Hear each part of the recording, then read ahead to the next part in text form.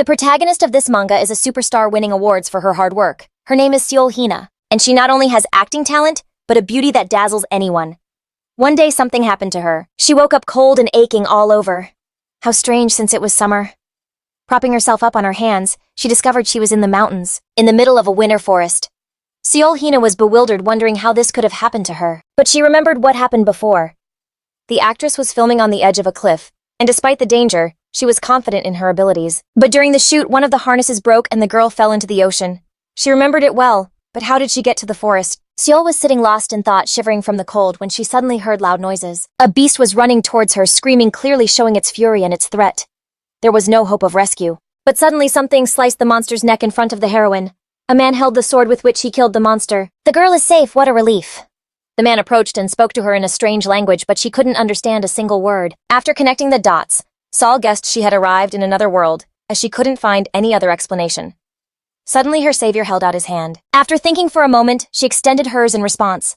At that very instant, a thin, shiny bracelet appeared on her wrist. The girl was outraged, and when the man said out loud that the thing was working well, she was also confused because she was starting to understand him. During that brief chat, the actress deduced that if she was in another world, perhaps that was a special translation device. She also noticed that her interlocutor reacted calmly when she mentioned she came from another world. Apparently for him it was completely normal, so she asked directly if many people came there. To which the stranger nodded and added that he usually found corpses and bones, and that it was the first time he had seen someone alive. Even though that man was quite scary with his coldness, the girl decided to stay with him until she was safe. So she turned on her charm and asked if he was a knight who fought monsters.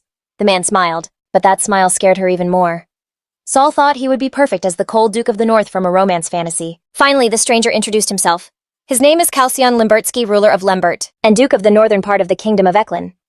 The girl extended her hand and introduced herself as well, but with another name, the one she used abroad. Thinking it would be better, she introduced herself as Seol Selena. Kalsion thought Seol had something in her hand and asked, but she said it was just a greeting. And she thought to herself that there was probably different etiquette here, but the Duke took her hand in his and kissed the back of it.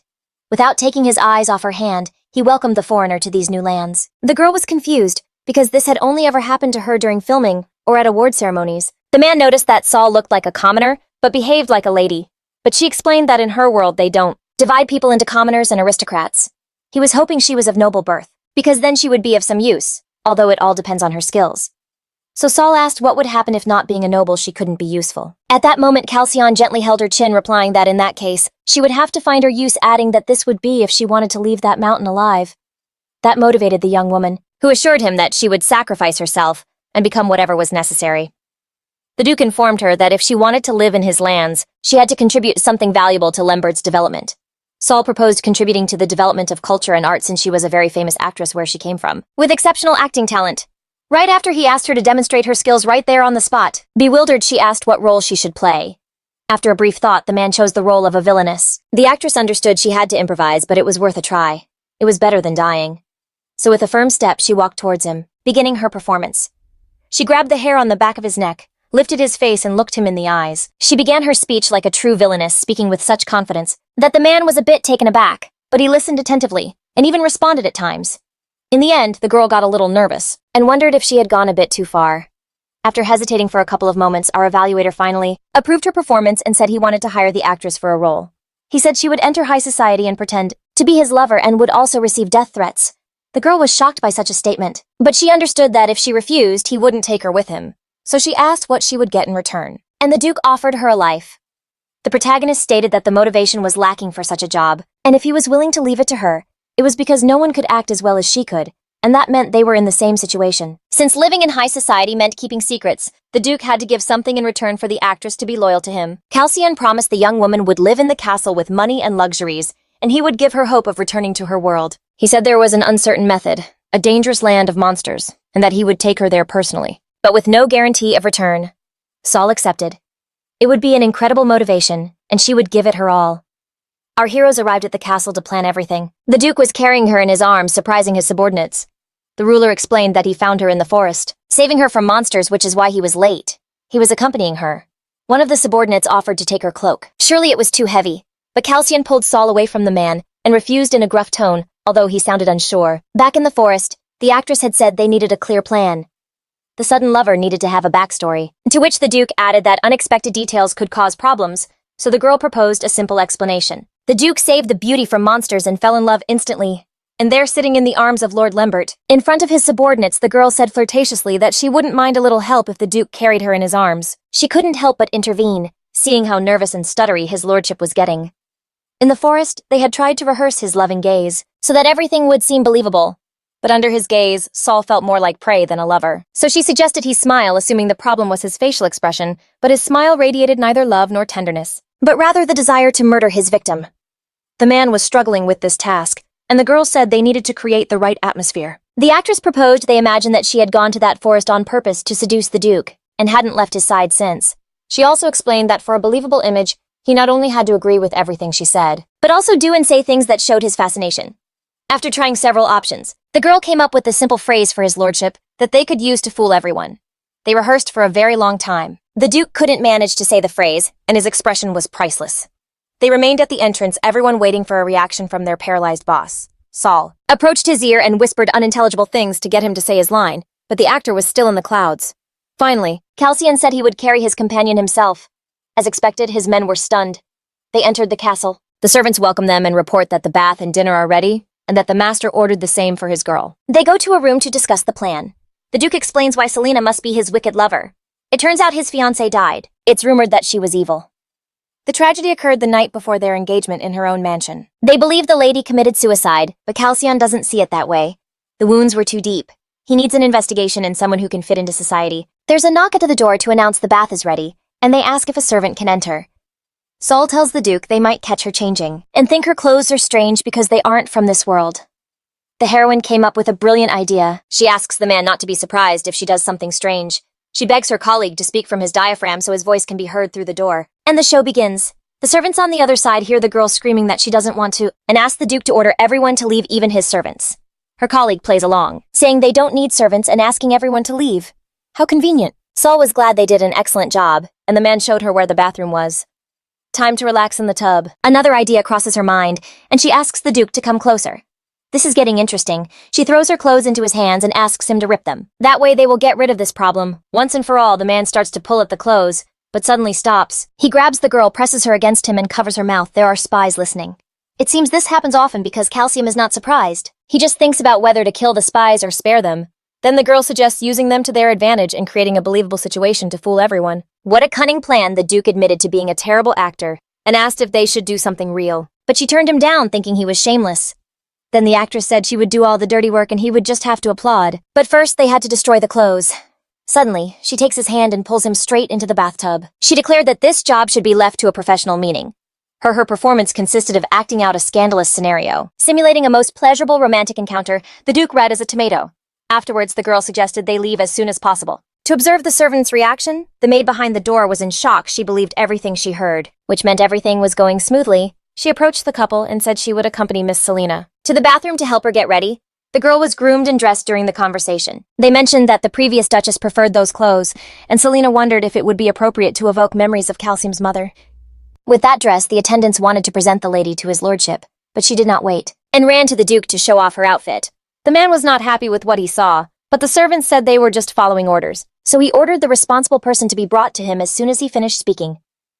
Selena sat on his lap and began to act like a playful and jealous lover. They were interrupted by Lady Janet, who apologized for her orders and explained that, aside from the late Duchess's belongings, the palace only had servants' clothing. Selena thought the Duke would not tolerate it in silence. But she was wrong because he thanked Janet for diligently maintaining order in the castle. Then he asked her to prepare dinner for them, and dismissed her as she left.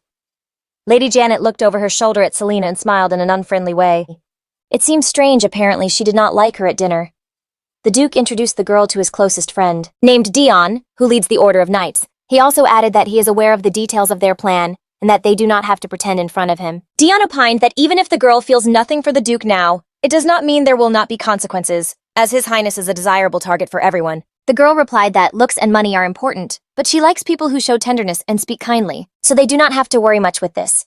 She wanted to imply that never under any circumstances would she fall in love with His Highness in any case if her acting skills are so good that Dion doubted the plan's feasibility. Then everything is going according to plan. When the main characters were left alone, the man warned that anywhere and any time there will be spies like back in the bathroom, so the girl must be on guard even when alone. The actress replied that it was not a problem. She has been watched her whole life. A spy would not intimidate her. Calcium asked not to act when they were alone, but she refused. They must practice even when alone so he can fake real love. Then she asked who she should fear. It turned out the man was fed up with someone in particular. The next day, a lady was babbling in front of them, dramatizing her anguish for the Duke. She seemed determined to get a date. She was the person they talked about. The Duke warned that being near her is exhausting. Calcium's fiancé died a month ago. How this lady clings to him, either she does not believe the news, or she is the murderer. Selena on alert, she is Fionel. She tries hard to be adorable, speaks of herself in the third person, and sticks to the Duke like glue.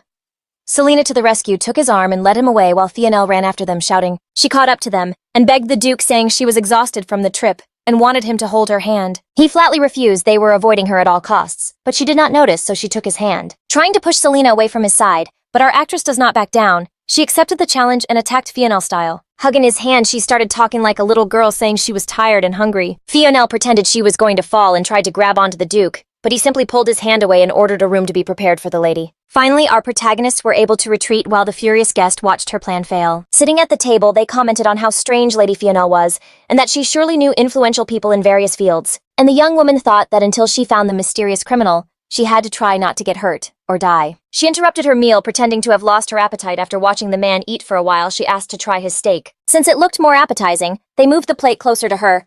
Then she requested that they cut the steak and use her silverware. Calzin cut the steak for her, but the girl could not eat by herself, so she begged him to feed her. The man knew that spies could be watching them at any moment, so he agreed to this request as well. The girl showed her great satisfaction. She even got her appetite back and asked them to bring desserts. Meanwhile, the man could not bring himself to use the silverware he had fed Selena with. For some reason, he was embarrassed. So he hastily left the room, leaving the girl alone, and not thinking that this action was not very elegant. The protagonist figured out how to teach him how to behave on dates, so she asked a servant where the Duke had gone. Probably to his office. The girl decided that if they were having a romance, there had to be gestures. So after changing, she was already at the Duke's window with flowers in her hand, and he asked her to come in. The man held out his hand to help, but the lady jumped into the window by herself and completed this task with ease. Calzone accepted the flowers, and Selena explained that she had come to create a situation that would plant romance in his heart. She also said that he could not throw her out the door, because otherwise everything would change strangely and rumors might spread. So while the Duke was busy with his affairs, the girl sat quietly on the sofa to read. The protagonist did not remember falling asleep, but she woke up in the same office, on the same sofa and covered with someone else's clothes. She found it sweet. The girl decided to go to the training grounds and stretch her body, and while she was at it, asked Calcium to teach her the local martial arts. She ran into a servant and asked where the Duke might be, and they replied that he had gone to the training grounds. Selena, noticing the servant's disdainful look, decided to take advantage of her role as a villainess, and with a certain expression, asked where the grounds were. The impertinence of that maid infuriated her so much that she did not specify the location of the grounds and got lost in the garden from between the bushes. Lady Fionel unexpectedly appeared, startling the girl. Perhaps she was also looking for Calzone. They started an argument, during which Fionel got angry and shouted while Selena joked and laughed at her.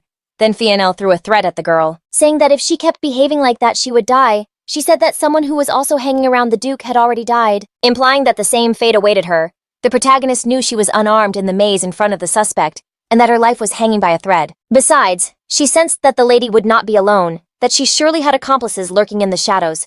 Just in time, the Duke's voice echoed in the garden. Calling for Selena, she ran into his arms, grateful for the rescue. Fear had completely gripped her. The Duke questioned Fionel about what happened, but she was frozen. Unable to utter a word in his arms, the scent of his perfume calmed her, and she knew it was time to react and take action. She reverted to her childish tone, and complained that the other lady threatened to kill her if she got close to him, while the other one also clung to him, babbling incomprehensible things, an unbearable sight. The actress, determined to deliver the final blow, feigned exhaustion and cold, and asked the Duke to carry her in his arms. Playing along, he lifted her into his arms and ordered Fionella to be escorted to her chambers. As she also seemed exhausted in the room, the girl explained in more detail how she received the death threat, and she guessed that if Fionel was really the murderer, it would be difficult for her to do it alone, and she would surely hire someone for the job. She really got very scared then, thinking she could die, and the man told her she had done great. She was about to go to sleep when she stopped and reasoned that since she had apparently made a lot of noise, they would have to sleep together. Both of them froze from the sudden pressure, but they were saved by the servants who arrived to prepare them for bed. In the bathroom, they offered Selena sheer pajamas that revealed all her body's charms and told her that it was the best battle outfit to captivate his lordship. But the girl was just planning to go to sleep, so she asked for normal pajamas. The maid said they were putting so much effort into the preparations for the night, because his lordship had brought a lover to the estate for the first time, so for the Duchy of Lambert. This could be an excellent opportunity to have an heir in the end. Saul managed to get normal clothes and get to the bedroom, but the Duke welcomed her in a very romantic atmosphere, explaining that the servants had told him to do this as a sign of respect for the lady. Fortunately for our heroes, both of them just wanted to sleep with no ulterior motives. She couldn't sleep and wouldn't let him either. First she wanted the left side because she always turns that way. Then she needed more pillows. She said she couldn't fall asleep because she was nervous as it was her first time sharing a bed with a man, which made him ask in astonishment. He realized he had unintentionally made a rude comment, so he apologized. She was already used to being judged by her appearance, and then asked him if she really seemed like someone who gets around. The man explained that it's because she has an incredible skill in the game, and even though it's virtual, he feels genuinely captivated. Then the girl replied that if she is trying so hard to move forward, he shouldn't fall in love with her until the very end. Either the protagonist agreed, decided to be cautious, and they finally went to sleep. In the morning, the girl woke up, and to her surprise, they were cuddling. Although it was nice being close to him, she still had to figure out a way to avoid any awkwardness. She decided to sneak away before he woke up and pretend nothing happened. But the man just snorted, making it clear he had been awake for a while. The girl turned onto her stomach and pretended to be asleep, but it didn't work. Though it was worth a try. Her cheeks flushed a little. She was embarrassed by the situation. That's why she wanted to sleep on the left. That morning they were to receive a guest. Calcian said she was from the lineage of the Marquises of Teolin, and wasn't as simple as Fionel, so the actress had to change her strategy. Saul was worried they would receive the guest at the gates, since they had greeted Fionel at the entrance and left quickly, but the Duke calmed her, saying that for most it was basic etiquette. It was just that Fionel was a special case, but as they say, speak of the devil, Lady Fionel instantly appeared to also welcome the guest. As usual, she clung to the man, and Saul noticed his annoyance, which she found amusing. A servant announced that Lady Roslin had arrived, and the protagonist saw a young woman get out of the carriage. She approached his lordship and said she missed him. That's why she came without warning and asked for forgiveness. Fionel couldn't help but comment on how clever it was for Roslin to arrive just as she was leaving then. Lady Roslin saw her and started a conversation about how surprised everyone was by her arrival. And for not attending the tea party without informing anyone, she feigned concern for Lady Fionel, but she actually came to express her condolences on behalf of the capital's nobility. Roslin thought they were finished with the greetings, and asked if they could go inside, completely ignoring Selena as if she were a ghost, but our heroine wasn't intimidated. She clung to Calcion, and asked if it was time for breakfast, thus showing she existed. Roslin asked the Duke who that lady was, but he immediately made it clear she was the one he had picked up, ignoring such treatment. Selena introduced herself anyway. The lady spoke disrespectfully, saying it was the first time she had heard that name and asked what family she was from, to which the heroine replied that it didn't matter as the person is what's important during the conversation. Roslin mentioned an old incident where Calcion said that if a wife were as useful as a house dog, he would marry 100 times, and then began to compare Saul to a dog, insinuating that she needed to be trained since she was the dog of the Duchy of Lemberg. The actress didn't fall for the crude manipulation. She laughed out loud and said a bitch like her doesn't need to be tamed. Such a precious thing must be protected from all evil and valued for her beauty. Then Roslin politely asked if she could share the meal with the lady, and she accepted without hesitation. Fionel got excited, thinking she would finally be alone with the Duke, but he left announcing he would skip breakfast, wished them a good day, and promised to see them at dinner. Once again, the girl failed to get his attention. Her fury was so great that even the flowers in her hair were falling out. Selena noticed the guests had left, and was wondering how that sarcastic genius would act alone with her, but before she could even finish the thought, she got a brutal kick in the stomach. The pain was unbearable, cornering the girl against the wall. Roslin snapped, asking how much she needed to leave the Duke in peace once and for all. Selena rushed to explain she wasn't there for money, but the lady replied that any amount she asked for would be pocket change to her. So she repeated her question. The actress decided to pay her back in her own coin. She grabbed the other's hand and asked how much the lady could offer her. Perhaps the lady had prepared hundreds of dresses like hers. She was sure that the previous duchess's dress could be considered a national treasure. The fact that Roslin would accept that sum demonstrated her immense power. She almost gave in but caught herself and said it would be a great loss. She added that what she needed was very hard to get, and she doubted Roslin could give it to her. She needed the Duke's heart. Then the lady mentioned the death of the Duke's fiancée Ariel, and that because of greed, she could meet the same fate. Selena noticed that even though Roslin called her greedy, she herself was trying to get close to the Duke. Despite the risk conclusion, she believes she'll be safe by his side. And that implies either great protection from the threat, the hope of becoming influential, or she is the killer, which in short makes her suspicious. Saul reiterated that she didn't want money, only the Duke's heart.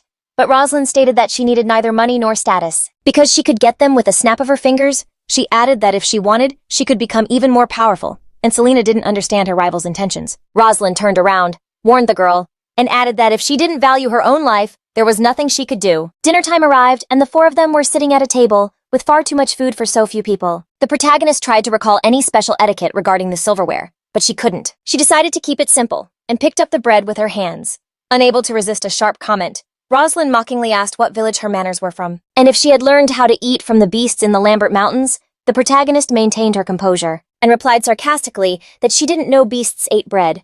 Her opponent compared the girl to an animal. She even mentioned the bitch Fionel who eats bread if it's thrown on the floor. Fionel corrected her, saying she was a cat, and that as much as she loved her, they ate separately. Lady Roslin's speech was filled with barely concealed sarcasm and a desire to humiliate Selena stabbed her knife into the meat and said that if she were an animal, she would rather grab and bite Lady Roslin's neck.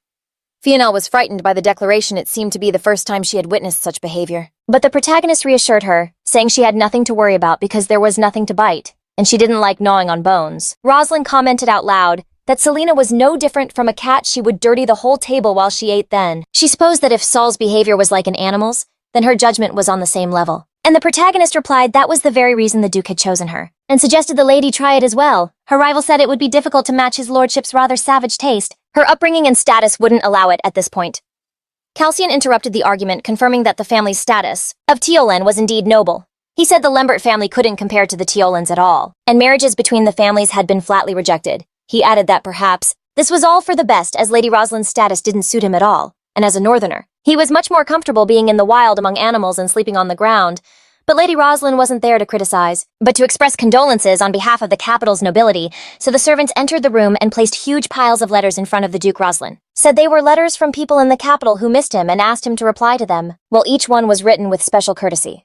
It was already late at night, and Calcian had been sitting for hours reviewing those letters. Suddenly, he heard a certain commotion outside the door. At that moment, Selena enters the room in her pajamas, leaving her shoulders bare, asking for understanding and apologizing for her attire as it was the maid's advice, not her choice. The Duke replied that everything was fine, as the butlers also constantly advised him on how to spend time with the lady. When the protagonist sat next to him, Calcian covered his face with a paper, and his ears turned red, as the young woman's attire made him uncomfortable. So Selena decided to change the subject, and asked him how he had managed to deal with Roslin that day, since against Fionel he couldn't say a word. It turns out that against her he could act officially because of the rejection of the engagement. He remembered it and was able to get revenge as he held a grudge. The girl guessed it wasn't a grudge but regret, but the man reacted abruptly. He said that this lady's opinion was his mother's. So Selena asked for his own opinion, and according to him, Lady Roslin is a dubious and annoying woman, which Saul agreed with. Afterwards, the protagonist told the man how this lady threatened her and offered her a lot of money. Even if she wants to obtain the Duke's riches, this raises even more questions because she has no obvious reasons to do so. So Selena suggested that it was all due to her appearance, and the man even agreed. But perhaps it was all in jest. The protagonist found a very important letter that looked luxurious and different from the others. It was from Crown Prince Lassen. Calcian cannot ignore this family, as this prince is ambitious and wants to take the throne. Besides, he is the most influential candidate. Among all the king's grandsons, the man does not want to cross paths with him, but all the families are invited to the 300th anniversary celebration of the founding, and he doesn't even have the right to refuse. Selena encouraged him since they would have to visit the capital to study society anyway, and he needs to improve his acting skills for a better investigation. Therefore, the girl sat on the man's lap and began to act as if a mistress were begging her lover to take her to the capital. After this, with a face of total disappointment, he declared that her performance was detestable. Then he clarified that he was joking, building a credible alibi because the Lord would lie even on the gallows. The young woman was already asleep, but he remained stunned, lost in the idea that he was losing his sanity at dawn. The servants announced that Lady Roslin had invited Celine for tea as the girl had nothing to wear. She requested they inform of her inability to attend. The servants added that even if the lady wore rags for cleaning floors, she would not tolerate her snub. The young woman sent a message to the Duke confirming her attendance, just to avoid the servants' punishment. Another brilliant idea struck Celine: how to surprise that viper without resorting to old outfits. She showed up for tea in her pajamas, convinced it was preferable to appearing in rags. Roslin thought that even rudeness had its limits, and she would have preferred a used dress 1,000 times over. But the protagonist informed her that unfortunately her old dress was torn apart by the Lord the night before. Roslin's expression was priceless to Saul. She was completely bewildered. The lady accused Selena of coming in her pajamas to offend her. What a vulgar and malicious lie. In the conversation, the protagonist mentioned that she would go to the capital, to the celebration as the Duke's companion. Roslin became enraged. She slammed her palms on the table and raised her voice. But just then the Duke appeared. The girl realized she seemed to be mocking Selena and decided she had to prove that the young woman ruined the tea on purpose. But then the protagonist activated her actress mode and began to shed tears. The man hugged the girl and reminded Lady Roslin that this was not the place to exert her social dominance. The actress had to see the performance through to the end, so she said she was cold and wanted to go inside, asking the man to carry her. The Duke declared that the tea was over and took Selena away, leaving the other girl behind. Roslin was burning with fury over that spectacle. No one could guess what was going through her mind. The protagonist began to praise the man for his excellent work and performance, and for arriving just in time. The Duke sat the young woman on the sofa and told her to get ready because he had called some tailors to make several dresses for her. He sat next to her and warned her that the further she went, the more nobles she would encounter on her path, and that's why she had to learn to overcome various obstacles. Her acting is good, but using it alone as a weapon could lead her to situations where it's not enough. Therefore, he decided to give the protagonist another weapon knowledge. They have 20 days before the trip to the capital. And in that time, she must learn manners, social skills, and basic culture, because she must also become an exemplary noblewoman. If she wants to enter high society, she must know how they communicate in order to get along and extract the information she needs. But the initial reason for this decision was that the Duke doesn't want to see his companion being ignored. Selena discovered that not even Calcian had learned the secrets of social etiquette, so she proposed they study it together. But the man refused as it irritated him. Selena argued that it would be useful because he was going into enemy territory, and she could give him signals in that language. Faced with this situation, the protagonist proposed a bet. The bet was that whoever mastered the secret language last would fulfill a wish for the other. The man accepted, as it seemed easy, and the girl was confident in her body. So she wouldn't lose. The man boasted of his advantage, as he had been dealing with nobles for decades. Unlike the newly arrived girl, Selena wanted to take a nap before the tailors arrived, but it couldn't be because a tailor burst into the room. He was in a great hurry to arrive. Dwin greeted the Duke, and he ordered him to start the work. But strangely, the tailor began to take the Lord's measurements, not the girl's. Calcion grabbed him by the head, furiously reminded him that he had ordered dresses, not suits, and threatened to kill him. She, trying to calm the waters, said everything was fine, not to get angry. Artists are always a little crazy. She proposed they start working after all, as the Lord had said. She couldn't always wear the same clothes, so the tailor asked the lady to put on something so he could take her measurements. But the man didn't go far. He stayed there watching them work, literally glaring at them. Seol tried to kindly kick him out, reminding him of the paperwork, but he insisted on staying to help choose the clothes. The tailor finished taking the measurements, and promised he would make Lady Selena the most beautiful woman in Lambert. Selena hugged the Duke from behind. He considers her the most beautiful woman even without clothes. It was her little revenge for him not leaving. The tailor promised to sew the best dress, one that would not hide Lady Selena's beauty. She asked why he was still there and not in the capital. He replied that although the capital had its advantages, the valuation of the work was very different, even compared to the previous duchess's dress. The heroine demanded a dress that breathed the latest trends from the capital. The tailor sensed that the lady would debut in high society, so he proposed a luxurious and modern design. Selena was fascinated by it, so the tailor asked if he should make it in 5 colors right after. He explained that the previous duchess always placed her orders that way. He assumed Lady Selena would do the same. But she proposed 1 dress for each design. The Duke suggested 7 colors, but the tailor offered all the colors of the rainbow, plus gold, white, and black. But the young woman refused, convinced that each design has its perfect color. Calcion reminded her of the importance of maintaining an extravagant image, so she devised a way to achieve it with a touch of newly invented aristocracy. She claimed that aristocrats should wear unique dresses, not mass-produced ones. A dress with a soul, for example, creating a new material, or embedding precious gems into the fabric of the clothing. The tailor was fascinated by these ideas, and happy that this lady valued the importance of his designs. The project required many human resources and additional costs, and the Duke was willing to pay, and added that they should prepare 100 options in 20 days. The girl thought there must be a secret factory afterwards. The Duke gave an advance payment. The tailor said it was enough. He was delighted with the commission. The heroine thought he was crazy. The next day, Selena had her first etiquette class, and Calcion asked Lady Janet how everything had gone. She was silent for a moment. But then she said that Lady Selena was a genius and understood everything instantly. At the beginning of the class, Selena asked why there were only 2 of them. Janet explained that she would teach her the basics of etiquette, then added that the joint classes with the Duke would begin after the girl mastered the basics. The heroine was intrigued as to why that woman was instructing her. Although she hid her aversion, her expression said it all. Janet is the second daughter of Baron Marin, so she knows the capital's etiquette, and has experience. That's why she demanded the girl not to dishonor the Lamberts. Janet will do her best to instruct the young woman, and if she fails, she promised she would take care of everything. But of course, our heroine is an actress and has lived countless lives, so she was sure that etiquette would be a piece of cake. That's why she made it clear that a single demonstration would be enough for her to memorize everything. Janet doubted such confidence because every aristocrat learns etiquette since childhood and still trembles before their debut. But she accepted warning that if she failed, the girl would pay dearly for the wasted time. Janet watched Selena and couldn't believe such people existed. They showed her more than 50 moves just once, and the young woman repeated them all perfectly. She radiated elegance and even picked up on subtleties no one had taught her. Selena asked how she had done it, and her instructor replied curtly, "You did it perfectly." Lady Janet told the Duke everything, and stressed that no one would believe that girl is a commoner.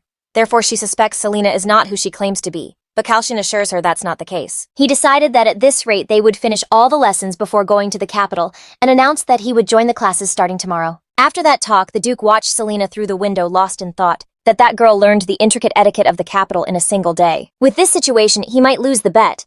But it didn't bother the man. He was simply intrigued by what Selena would ask for in the end. At night, the protagonist was sitting at the table drinking tea.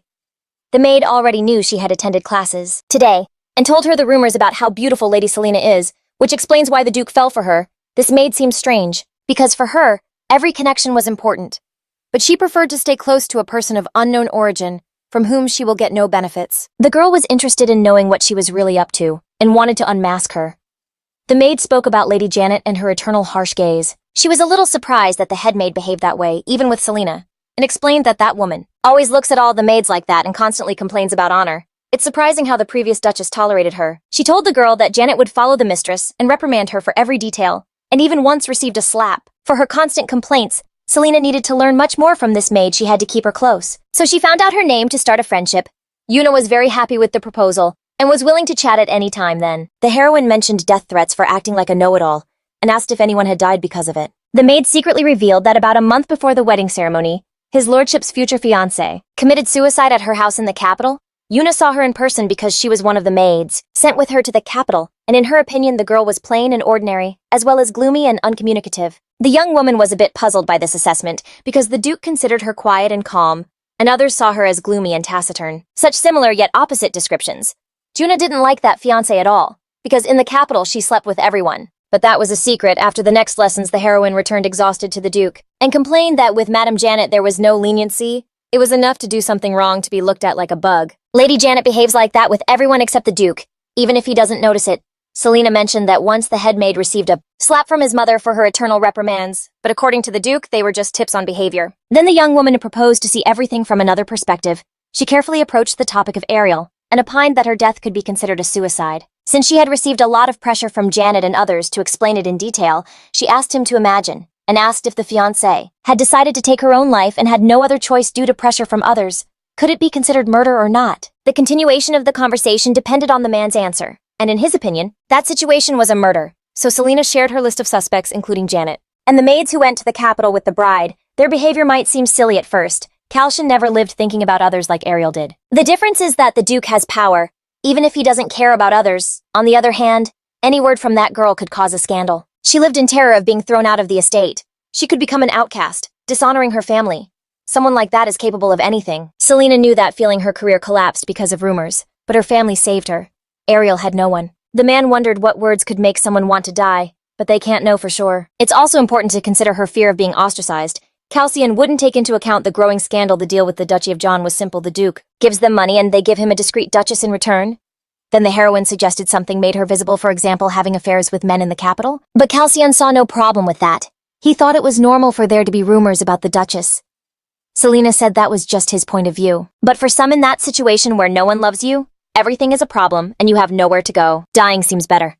He didn't notice she had jumped up, but the man took her by the shoulders to calm her down. He told her he didn't care about the rumors and that if she didn't run away, he would never break their contract. Calcian promised he would not abandon Selena. But as long as they were together, he asked her not to have affairs with another man. The next day, the protagonists were seeing off their guests, Lady Fionel and Lady Roslin, who were returning to the capital. But when Selena said goodbye to Roslin, the latter didn't miss the chance to make a veiled threat. She wanted to eliminate her before she reached the capital. Finally, the class with the Duke Janet announced she would only list a few crucial things for his lordship. The girl complained about the disparity in the treatment of the students, and only received a reprimand for not using a polite style when complaining. Even though it wasn't even real, the Duke addressed Madame Janet, and opined that her teaching method was more severe than he had anticipated, but she couldn't explain the reason for such a difference between his etiquette and the ladies. Selena reminded the maid that she didn't care about the status of a duchess, and that she didn't plan to stay there forever either, so she didn't need to instruct her so diligently. Calcian finally saw what excessive pressure was, and realized it was just the tip of the iceberg. The girl had long noticed Janet's obedience to her master's words, and didn't understand what her problem was. Calcian had heard that Selena was a fast learner, and he himself learned something as a young man, so he assumed they would finish soon if Lady Janet wasn't so strict, but it wasn't fast. Even after several hours of study, the man was still making mistakes. The girl found it amusing, and using the sign language they learned today, she decided to mock him by calling him a fool. He excused himself, saying he hadn't warmed up yet. Then Saul suggested trying again and asked him with signs if she could sleep in his room again. He answered her with signs, and so they began a silent dialogue, in which she managed to embarrass the man. Calcian admitted his defeat in the bet, and promised to grant the girl any wish, as long as she stopped. But in the end, she asked him to correctly interpret the signs she would show him, but he failed again. Selena told him that sign language is sometimes vital, and that he should try harder, or it would be harder for him to fit into high society. She asked him to start over. They started a light dialogue in sign language, in which this time Calcian managed to embarrass the girl. The Duke said that Selena had mastered sign language perfectly so they could finish and start the dance lessons. He asked the lady if she had ever learned ballroom dancing, and it turned out she hadn't. She only liked K-pop dances a little, but he had no way of knowing that. He explained how partners greet each other. The young man bowed to the lady, and she was supposed to curtsy after that. The Duke took her hand and kissed it. At this gesture, the girl's cheeks flushed, and shame washed over her. Even though our protagonist is the best actress in Korea, it was still difficult for her to control her emotions. She considered this man's beauty a crime, and suddenly the room felt hot. The young man showed her the basic steps, and told her that in ballroom dancing, men usually take the lead, so she just had to follow his rhythm, and that was it. And so they began to dance. Selena stared at her partner's appearance, and to avoid any awkwardness, she decided to bring up the topic of the wish, and said she wanted to call him by a made-up nickname. She chose something that twisted his name and called him Calzone. And despite his disgusted face, the man kept his promise, and agreed. The girl thought that the more she got to know her partner, the better she understood that he was a rather decent man. Considering his external and internal qualities, the protagonist got a little carried away by the dance. They looked into each other's eyes, but each was lost in their own thoughts, and they didn't even notice right away that they had stopped and finished. The girl shared her impressions with the Duke. She had liked it a lot, and it had been quite fun. Those words baffled the man. He remembered his mother saying he danced horribly, but perhaps what he heard from Selena pleased him. Madame Janet congratulated the lady, and the Duke mentally agreed that the girl was truly a genius, as no aristocrat could immediately master. Etiquette, dancing, and even sign language, simply amazing. They finished the lesson. The Duke decided to go to his chambers first, and as he walked away, Selena shouted that today had been fun, and called him Calzone. Several days passed. Her training was over. The girl was standing in the room, and around her, her packed belongings lay. She found it hard to believe that the tailor Duane had really sewn 100 dresses in just 20 days. During all this time, there were many ups and downs, but the girl endured it firmly. She was happy about it, and also because tomorrow she would finally leave for the capital. But before leaving, she wanted to talk to Juna. The girl thanked her for her help with the luggage, and they offered her a chamomile tea to calm down before the trip. The protagonist was trying to understand the motives of the maid, why she hovered around Ariel. Perhaps the reason was that the daughter-in-law was easy to manipulate. Perhaps given how others treated the girl. Juna wanted to seem like the only person who treated her well. If you take this into account, the maid can also be considered a suspect. But it's unlikely she could kill, but rather that she facilitated the girl's death without suspecting it. After these reflections, Selena asked Yuna if she had already packed her things, but she was not included in the list of companions, so she promised to intercede for her. Her intuition told her that this maid would be useful in finding an important clue. The next day, the couple was already traveling by carriage. Selena was very bored, especially with a less than talkative Duke, so she decided to simply watch him when she got tired of this activity. She finally asked what her companion was doing. He was studying some statistics, analyses, and reports. The girl asked him to tell her more about it.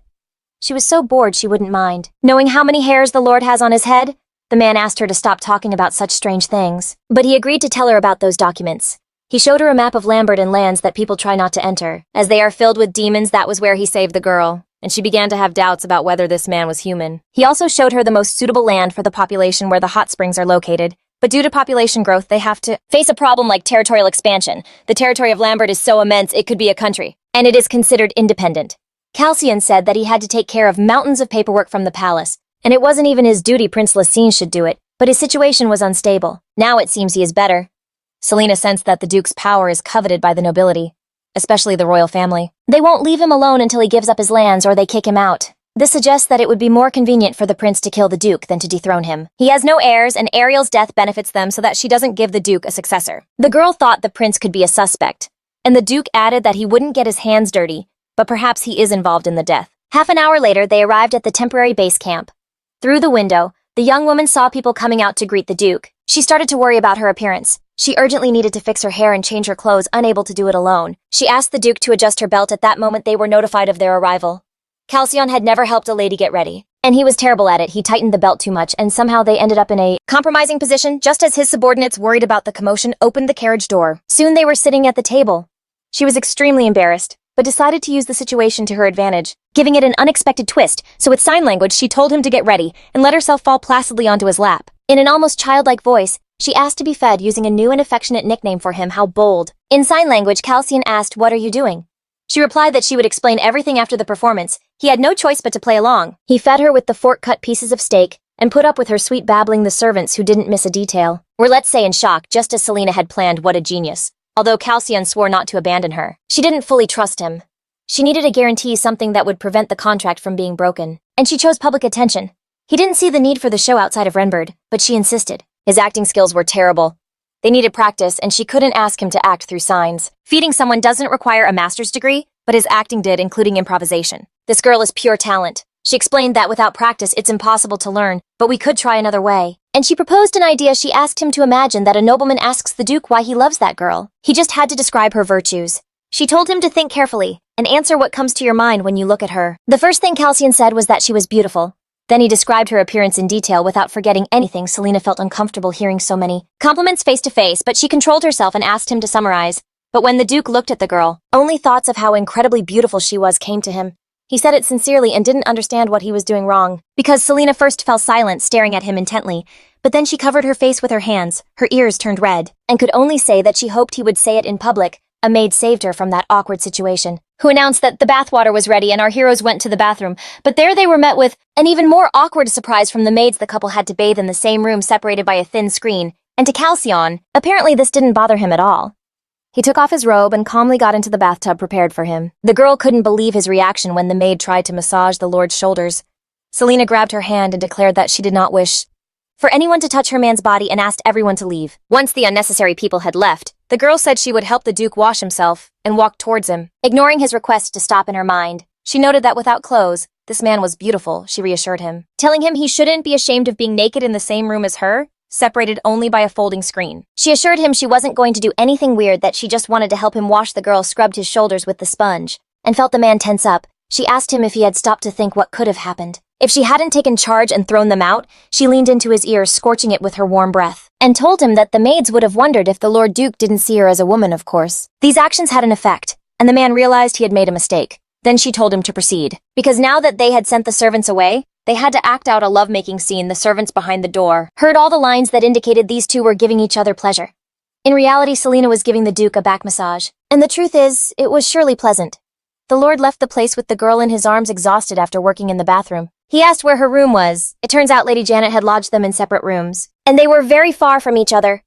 Selena said she wanted to sleep with her beloved, so without letting the maid finish talking about Madame Janet, the Duke silently headed to his room with the girl. The maids were very surprised. They gathered in a circle and began to comment on the rumors that apparently the Lady of the Lord's lands would now be that girl, and not Madame Janet, since the Duke never disobeyed her words. When they arrived, the girl congratulated Calcion, as he had done wonderfully. She was glad they had found a way to fool everyone without lying or acting. They would just have to repeat what they did today, and speak in a way that others would misinterpret it. She proposed giving him a massage in his room, using all her remaining strength, and in the morning the girl would complain that her body ached from the night before. And the Duke would reply that he asked her not to overdo it, but she didn't listen before going to sleep. They could exercise, where Selena would show him new positions, and afterwards, exhausted, they would go to bed. And in the morning the Duke would say how much he enjoyed that passionate night, because thanks to the girl, he discovered new possibilities for his body. Saul was very happy with this situation. She loved that they had found the perfect way to fool people, thanks to which they would become invincible. The next day in the afternoon, Madame Janet arrived and told the Duke she needed to speak alone with Lady Selena. Her face was not exactly one of happiness. She came in person and asked the girl to live separately from Calcion from this day forward. Seol made it clear to the woman that it was none of her business. What audacity for an etiquette teacher to meddle in the relationship of two adults. But Janet, as a loyal servant of the Duke of Lambert, believed it was her duty to protect her lord's honor, and she had every right to do so. She could not stand idly by while her lord's honor was in danger, and the measures to be taken would depend on how harmful Lady Selena was. She was prepared to watch her behavior until she began to glorify the Duke's good name. Instead of tarnishing it, Selena told her she was crossing the line with her lessons, that it was her private life. One might think she was trying to intimidate her with those words. According to the servant, the right thing would be for Seol to act as if she didn't care about the Duke, keep her distance, and sleep in another room. But the girl was not convinced by that idea, so Janet believes her lady doesn't give a damn about her lord's honor. The protagonist still can't believe this woman's audacity. She doesn't understand how them sleeping together or being close could damage the Duke's reputation. If it really affected his reputation, he himself would ask her to stop. But the maid said that her lord doesn't always realize what others are doing, so she takes care of it. The girl reminded her that she was not a servant to be watched and lectured, but a guest the Duke had carried in his arms, and that the complaints of the etiquette teacher and housekeeper would do nothing to help her lord's honor. Janet replied that she still had the right to point out the mistakes that were harmful to the Duke's honor, and that she could give lessons to anyone regardless of their status. But the heroine noticed some time ago that such behavior did not extend to the noble ladies who had previously visited the Duke, particularly Lady Fionel, who was not courteous to his lordship. Selena hoped that Janet understood where she was going with this, and as she left, she asked her to treat her like the other ladies from now on. The woman realized she had messed up. She hadn't been paying attention, and had given herself away, but she promised to be more careful in the future for the honor of the Lambert family and the future heir. She would not under any circumstances let that girl do as she pleased. The heroine was already sitting in the bathtub with the maid. Were talking about Selena's victory. She was happy that she had been able to put the head of the maids in her place. It was a little cold in the room, so the girl closed the window and sank into the hot bath. The maid noticed she had forgotten the hair ties. She had to go get them, but promised to bring the lady something to drink. Selena enjoyed the solitude and reflected on her things, for example, how she wanted to check the news on the internet, or about the advantages of being in this world. She also thought about the killer. Saul hoped it was a girl who only knew how to use a fan and not a knife. Just as the girl found the perfect position, the room suddenly went dark. For some inexplicable reason, the candle went out. She called for the maid, but she was not there. A cold draft blew in. Selena noticed that the window was open. Apparently, the candle was blown out by a strong gust of wind, but she clearly remembered closing it, and no one had gone near it. Suddenly, she remembered Roslin's last threat as she departed and was lost in thought. Not noticing a dark silhouette appearing beside her to avoid being drowned, she jumped out of the tub but couldn't escape. She was caught and her mouth was covered. She bit the stranger's finger, and breaking free, screamed for help, but the unknown person fled through the window that instant. The Duke burst in armed with his subordinates to rescue the young woman. Selena pointed to the open window, and the man sent a subordinate after the fugitive, who immediately ran off, responding to Calcion's question. The girl reported that the criminal broke in as soon as the maid left the room. Saul looked at his angry face.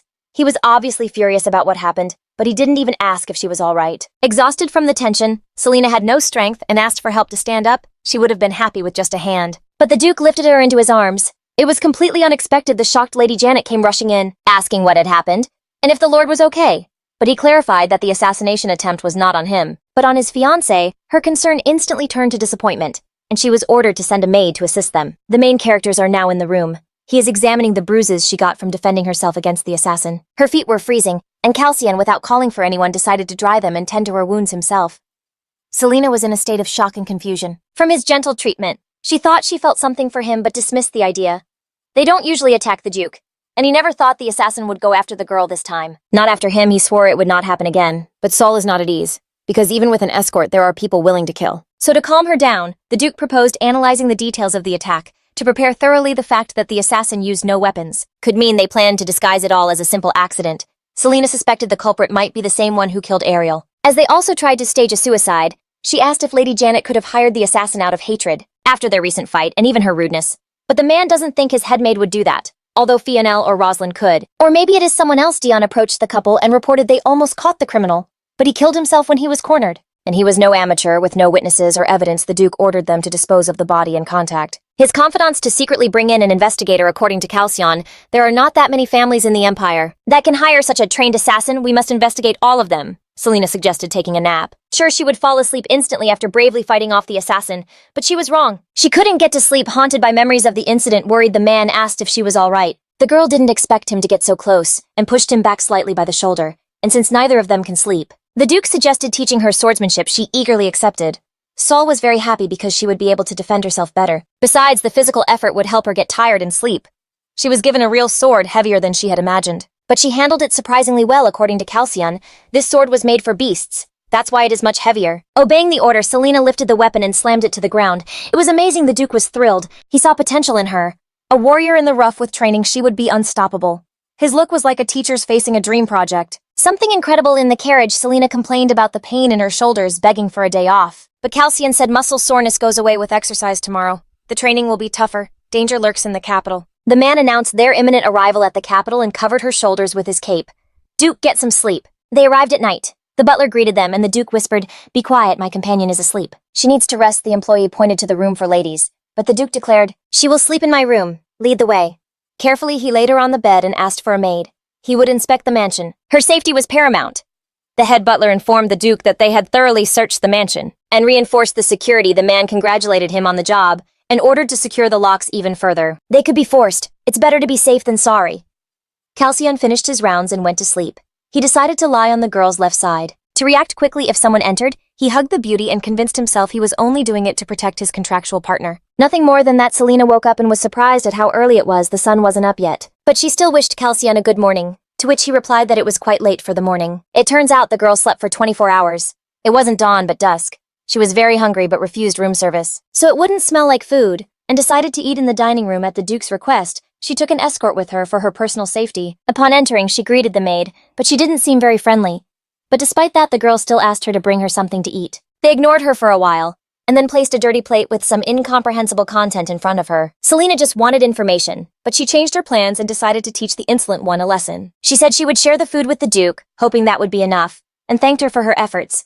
But the maid tried to snatch the plate away, making an excuse, saying she would prepare food for two, and begged the guest to wait soon. A normal meal for two was in front of Selena. The maid had made an effort and swore everything was fresh. Then Selena announced that the Duke wouldn't be coming, that he would be resting, so she would eat there and leave. But she would be bored eating alone, so she invited the maid to share the meal, or rather subtly ordered her to sit at the table. She slapped her hand when she tried to take food.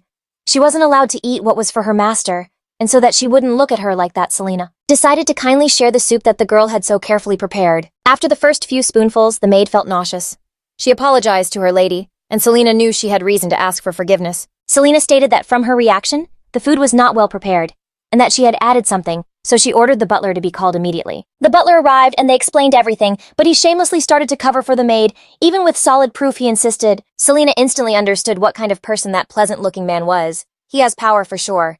Calcian is almost never in the mansion, so he thinks he's the owner. The girl knew she needed Calcian. He would solve this one way or another while she continued arguing, suggesting that the servants were like family. Only in families do they cover up like that. The butler thought to himself that she was persistent, but he promised he would take action. Then Selena, who detested him, left, so he would think everything was fine, but revenge was approaching. He sighed in relief, believing she had calmed down and wished her a good rest. Then the butler reassured the maid. Nothing serious would happen. There would just be a meeting tomorrow. No need to worry. He was sure the Duke wouldn't think it was important. The next day, the official meeting took place, where the butler apologized to the Duke. He reported that he had taken measures with the maid, giving her a lesson and only demoted her to a cleaner, but for the Duke, it was obvious he had purposely given her a light punishment. The butler acknowledged his mistake, and Calcian asked him how he thought he should have acted with the maid. He didn't want to go down with the girl, so he replied that at that very moment, he should have thrown her out of the mansion, but that didn't seem enough. So he added that a sum for moral damages would be deducted from her salary. The Duke made sure Selena was satisfied with that decision regarding the maid, but she added that since the butler had also caused her pain, he should be fired as well. Falling to his knees, the butler began to apologize and justify that the servants were like his family. That's why he defended them without realizing it. He couldn't lose his position over this mistress, so he didn't mind sacrificing his pride. But Selena declared she had seen the butler ask a maid for state money the night before. He claimed it was slander without witnesses. But alas, he found no support in the crowd that only murmured the Duke longs to avoid chaos in his house, and more so knowing how the butler has always been. If he had acted correctly from the beginning, Selena wouldn't have bothered him. So he decided to fire everyone involved besides Calcian, ordered an extra investigation. And the more cover-ups they found, the worse the punishment would be. The couple left, and Selena looked at the butler. It was all a trap to get back at him. Soon the heroes were already sitting at the table, talking about how well it had gone to solve everything immediately. Maybe that butler did the same with Ariel. If she was afraid to tell the Duke, that man believed that others would also keep quiet. The Duke is furious about being stabbed in the back for the second time, but this incident revealed many things to him. Today the Duke has fencing practice, and Selena asked to join since before she could only practice in her room. The man agreed, but she had to change into comfortable clothes, so she went to get dressed. She was already in the dressing room with Yuna, who insisted on always being close and begged Selena not to dismiss her help. She noticed that Yuna seemed to believe she was the only one she could trust, so she wondered how that would end. The girl chooses suitable clothes for her mistress, and she wanted pants, but the maid protested as she would look plain. They would be more comfortable for Selena to train in, and Yuna was indignant. A lady with a sword doesn't attract men, according to her. She didn't like it. How the maid disguised insults with care. If she continued like this, her self-esteem would crumble. The heroine compared Yuna to a protective mother, but she justified herself by saying she was only worried because the capital was terrible. Selena thinks Yuna worries too much for no reason, but she'll ignore it for now, although she must always be on guard. She shared that she felt uncomfortable with the servants there, but they told her that in the capital everyone was that strict as long as she's in the capital. Yuna asked to always be by her side, as she would take care of everything. The training was already ending, and the girl admired that wild spectacle. The Duke obviously trusted his soldiers. Calcian noticed they trained every morning, and he apologized, because they almost killed the girl anyway. The girl was eager to start training, and Dion asked her what she wanted to train in. He couldn't wrap his head around how this girl could know fencing with such slender hands. So this girl decided to show what her little hands were capable of. She quickly snatched the sword from the Duke and put it to Dion's neck. Dion started to defend his lordship. He didn't believe that lady was human because for that body she handled the sword too well. But Calcian explained that he had simply been training her in his spare time. The other man was surprised that she managed to learn that in just a couple of days. An employee approached them and informed them that a messenger had arrived and was insisting on an urgent meeting with his lordship. The messenger said he was from the royal palace and that the queen was giving a letter to the Duke. Selena initially thought that was what the Duke had told her about in the carriage, that the crown prince had started to act, but she was wrong. Calcian didn't seem very happy with the news, and took the letter with a sour face. The letter announced that Queen Meryl planned to visit Calcian tomorrow. She and the princess were excited about his arrival in the capital. After reading it without remorse, he asked them to tell the queen he couldn't receive her as he wasn't feeling well.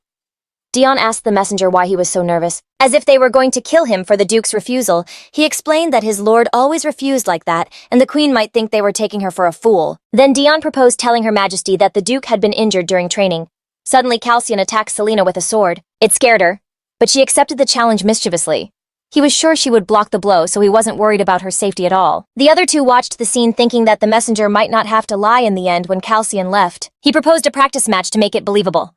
Although he only taught her the basics, he saw her so steady that he swore not to let her go until she touched him. What a challenge. No matter how many times the protagonist attacked, the man always blocked or deflected her blows. The adversary told her she had to learn to read his movements, but it was impossible. Frustration was setting in, but the student was beginning to adapt, and the master's movements no longer seemed so fast. She discovered he had weak points when attacking and planned to take advantage of them, a golden opportunity. But as she moved, she lost her balance and fell. Although her instructor reacted in time and barely caught her, he advised her not to be fooled by those supposed openings are a subtle and dangerous trap. Selena showed her cunning and lightly struck her opponent's head with her sword.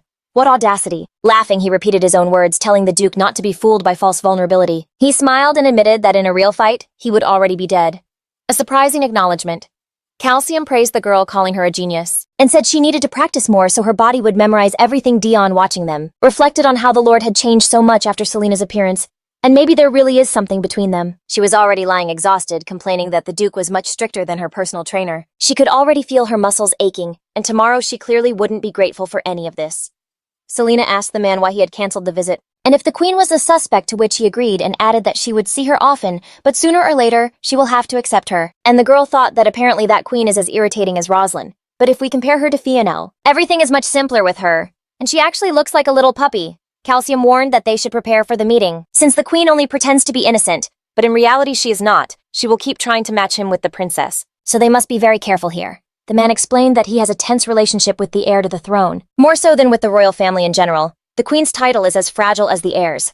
That's why she needs to integrate the Duke into her family. To secure her position, she wants to marry the princess to a noble and gain more power, so the Duke is perfect. It seems the Queen heard rumors about Selena, so she surely holds a grudge against her. The girl started to leave, saying she had to prepare. Since she doesn't know when the Queen will appear, the Duke asked how she planned to prepare, but she couldn't answer clearly and left. Finally, the time came to be a society lady, so Selena and Yuna were ready to leave. They were going shopping. The maid was happy about the outing and showed off by choosing only popular stores according to her Miss Ariel. Also loved to go shopping. She visited the most famous and well-known places. Selena discovered that Yuna had lived in Mion before, so she decided to find out how she came to the Duke. According to the girl, she was looking for a job, and a friend told her that Duke Lambert had a vacancy available. All of this seemed very suspicious to the protagonist.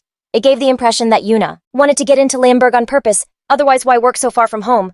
But the maid excused herself, saying she was desperately looking for a job due to financial problems, and that she was happy to have met Selena because of it. Analyzing Yuna's constant behavior, the young woman became more and more convinced that the maid had not approached her by chance, and there is a high probability that someone is watching her and trying to keep her away from Calcian, and their plan is probably to end her life. Yuna exclaimed that they had already arrived at the planned location, specifically to the diet store. As they were getting down, the girl decided she would be careful with the maid, although she doubted she would do anything in such a crowded store. They approached the main entrance, but the guards stopped them and told them they couldn't pass because there was no space in the store. Another pair of girls approached, and one of them addressed Selena, telling her it seemed to be her first time there, and went on her way. For some reason, those girls were allowed to pass. It seemed they only admitted certain people. So the protagonist asked the guards why they had let those ladies in if there was no room in the store. They replied that their visit was scheduled, but Selena reminded them that it was a clothing store, not a restaurant. Getting no answer, she asked what conditions she had to meet to be one of the lucky ones who could enter. But that question also remained unanswered, how she missed Calcian's help. But she couldn't bother him now, so she decided to act on her own and snapped at the guard that he had no right to judge whether she could enter or not. She wanted to speak with someone worthy of her attention and demanded they call the manager. A young woman approached and kindly introduced herself as Dai to the store manager. She assessed Selena's appearance and concluded that she was an aristocrat from some distant corner and probably didn't know the rules. The woman thought she was from Germany, from where nobles with many demands often came. She was curious to see how she would react to the refusal and told her she knew they hadn't let her in. Selena replied that she didn't know it was an exclusive store, and that the problem wasn't exactly the lack of notice. The manager expected an outburst of anger, but it didn't happen. She explained that the store was almost a private salon, prioritizing regular customers. The heroine feigned disappointment. Imagine. She had to look radiant as Duke Lambert's companion at the next reception. She didn't want to damage the Duke's reputation. That's why she traveled to Mion for the new collection. But she could go somewhere else, of course, upon hearing the Duke's name. The manager forgot the rules and swore to do the impossible for the young woman, the power of a title. She warned that the place was full and the experience could be uncomfortable, a hint, we'll see. Selena moved forward, clearly hearing the incessant whispers of the other customers. They were judging her. She sat on the sofa. It was obvious she didn't like the stares, but she would take it as training. Hang in there, Selena. She flipped through the magazine. The collections were very different from the northern fashion, but they appealed to her. A breath of fresh air without hesitation, she slammed the magazine shut and announced she would buy absolutely all the dresses. The manager was stunned, and a new wave of comments swept through the other customers. The scandal! And the girl didn't care about the price of the dresses, because Duke Lemberg would pay. She also added that she wanted some models in various colors, and with floral prints. The woman, upon seeing that the lady planned to renew her entire wardrobe, became excited. She would get rich! She said they had designs ready and suggested the girl try them on. While they were attending to her, she thought that money was everything there. Only then did people work well. They finished trying on that dress, and Seol went out to the salon to show how it looked. Everyone was delighted with her appearance, and she was happy with the reaction. She managed to attract attention and start the necessary rumors. Selena loves the dress, and wants it as soon as possible, to which the manager replies that she will have it before lunch. Then the lady promised to come back later, but a young man stopped her on her way out. Scaring the girls, he introduced himself as Smith, the second son of Baron Chida, a name unknown to her since she didn't have a spot at the table. This bold gentleman decided to invite her to join his. Seol noticed he dressed more humbly than those at the central tables, which indicated his lack of influence. Accepting would mean belonging to his class, so she politely declined his offer. But Smith didn't give up. He wanted to know her name, and she felt like a gazelle surrounded by lions. Selena explained that her Calxian was very jealous, and they could only meet in his presence. Upon hearing that name, the young man quickly backed away and apologized for the trouble. Yuna praised Selena's appearance with great excitement, saying she would cause a sensation at the reception. The heroine changed the subject and asked how Miss Ariel behaved before, according to the maid. Ariel was gloomy at first, but then suddenly started flirting with everyone. Something didn't add up. She also said that at first they didn't let her in, but then she ordered 5 dresses and everything changed. Yuna apologized for not telling the girl that not everyone gets into the store, but she interpreted it as a deliberate trap. The maid suggested going to another place, but Selena refused because she was tired and just wanted to rest. She pointed to the flower shop and said she would rest there, and Yuna could look for a place where they would be accepted. The girl visibly didn't want to go alone. But the lady didn't want to relive that stress again, so she decided her assistant could do it, since for her nothing is impossible. Even if it's a lie. An hour later, she comes back running and announces that she found the rumor place. But she doesn't know if it's good since she's never been there. Selena was speechless. She thought about how difficult and surely terrifying it was for Ariel. Summarizing all the clues, she concluded with a list of causes and suspects in the death of the previous fiancé, but maybe no one wanted to get rid of her, and it was an accident. She was snapped out of those confusing thoughts by the man who was also accompanying them, and the girl suggested going to Rimuru, but he didn't call her for that. But because an urgent message had arrived from His Excellency, the message announced the Queen's visit, which meant an urgent return. Upon returning, Selena witnessed a disturbing scene. The Duke was there. Although in appearance nothing was out of the ordinary, he was exercising nothing wrong with that right. But he didn't look sick at all, and the Queen would be arriving soon. As the experienced actress she was, she couldn't let it go. She decided to turn the athlete into a patient. One way or another, she found him suitable clothes, put a wet towel on him. Every detail was covered. But the Duke still looked radiant. The problem wasn't her work, but that he radiated health. As if he had never been sick in his life, it turned out that Calcium had never gotten sick. He had never been in bed with a fever. At least he didn't remember it. He couldn't afford to get sick. He had to work and fulfill his duties. He had no idea how to pretend to be sick. She believed that all nobles grew up with privileges. She felt sorry for the Duke and put a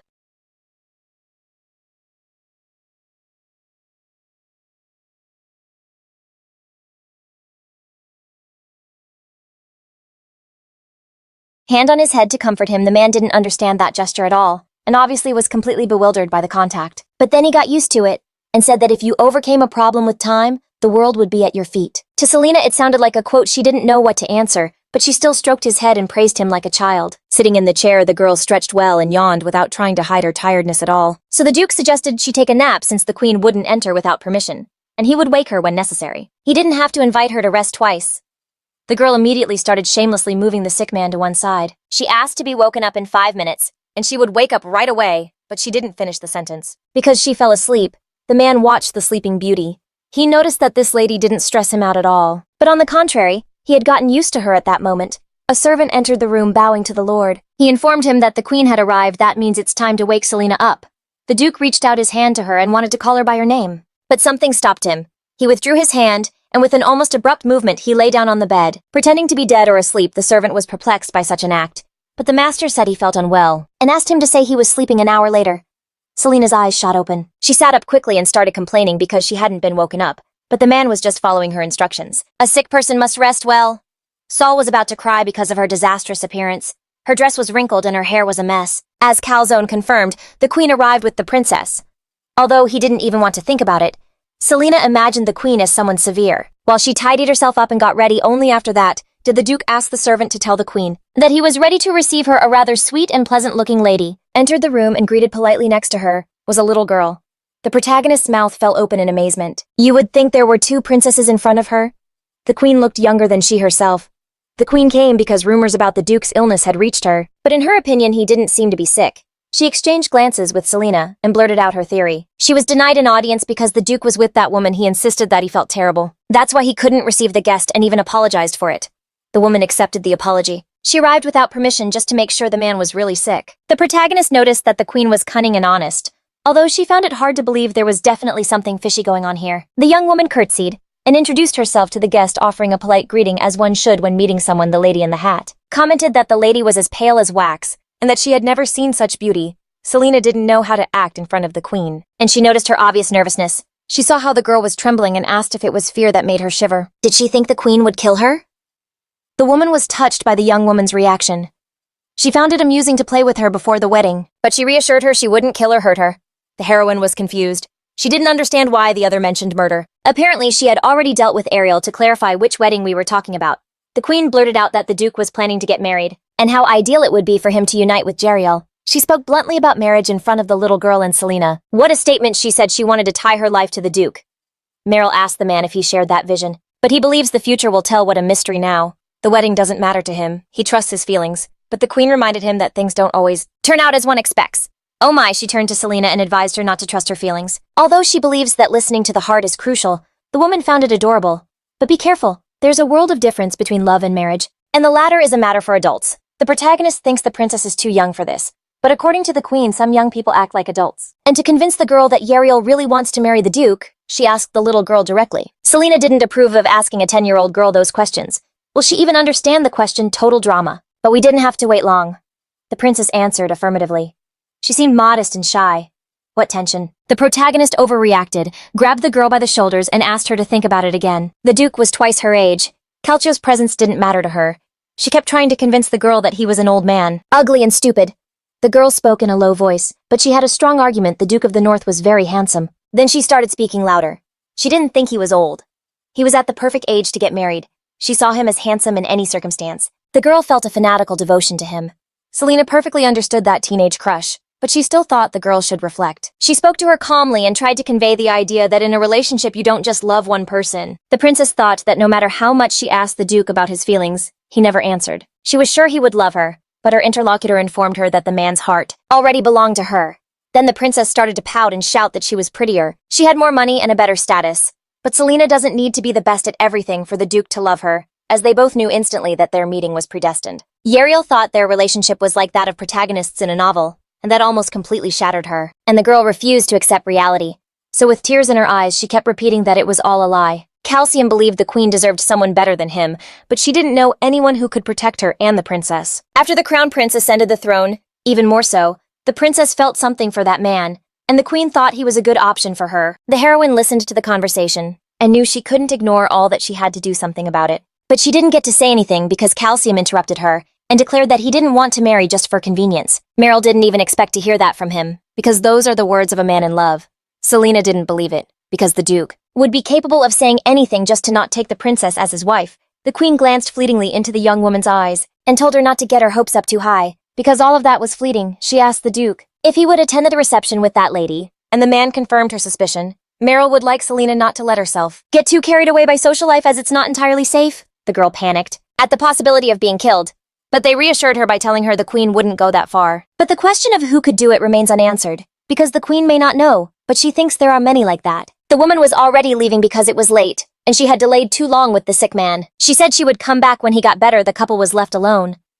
Selena shared the idea that the queen was perhaps hinting at something, and the man agreed with her assumption. The protagonist doubted that lady was involved in this, because she was too relaxed and acted credibly, but we shouldn't rule out that the queen always interfered in Ariel and Calcium's relationship. And if that girl committed suicide, the queen surely had something to do with it. The Duke remembered that Ariel had a very deep wound that she couldn't have inflicted on herself. Although Seol is new to society, she doesn't believe the ex-fiancé was murdered because someone didn't like her. It's not that she thinks this is a suicide. She's just considering all the possibilities. If the girl wants to look for clues, the Duke suggests investigating Ariel's room. A visit could inspire new ideas. The man extends his hand, inviting her to enter after thinking for a bit. She agrees to go to the room where someone was murdered. It could speed things up. The protagonists walk down the hallway.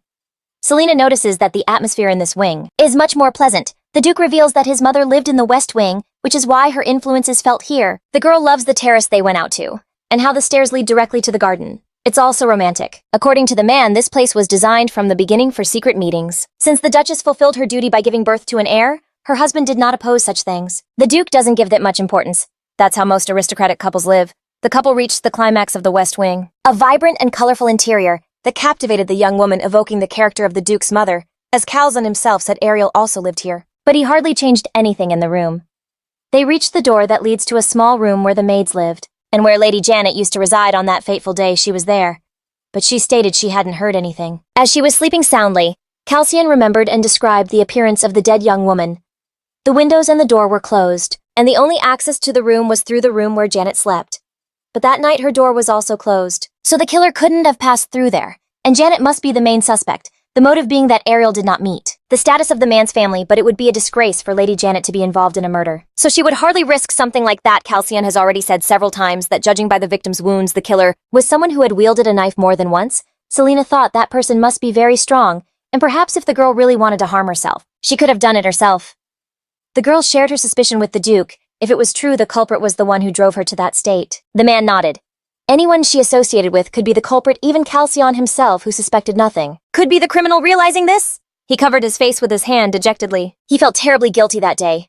He only thought about what happened and the possible culprits, not about the deceased Ariel. He was intrigued by how she reached that conclusion, but she simply said it occurred to her. It seems she had a similar experience, but according to her, it wasn't exactly like that. Anyone can feel that way. Trapped in the idea of not belonging in this world, there wasn't a specific person who made Selena feel bad, just strangers who insulted her and spread false rumors at that time. This girl had to fight against a lot. But in the end, she won and became a famous actress. Calcian listened to Selena attentively. Something seemed to prick his heart, and told her she shouldn't have to endure anything in this world.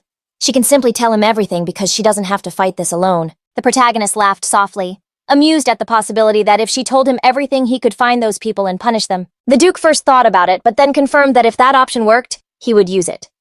Selena looked down at first, but then she started to protest. You can't kill people just because they are bad.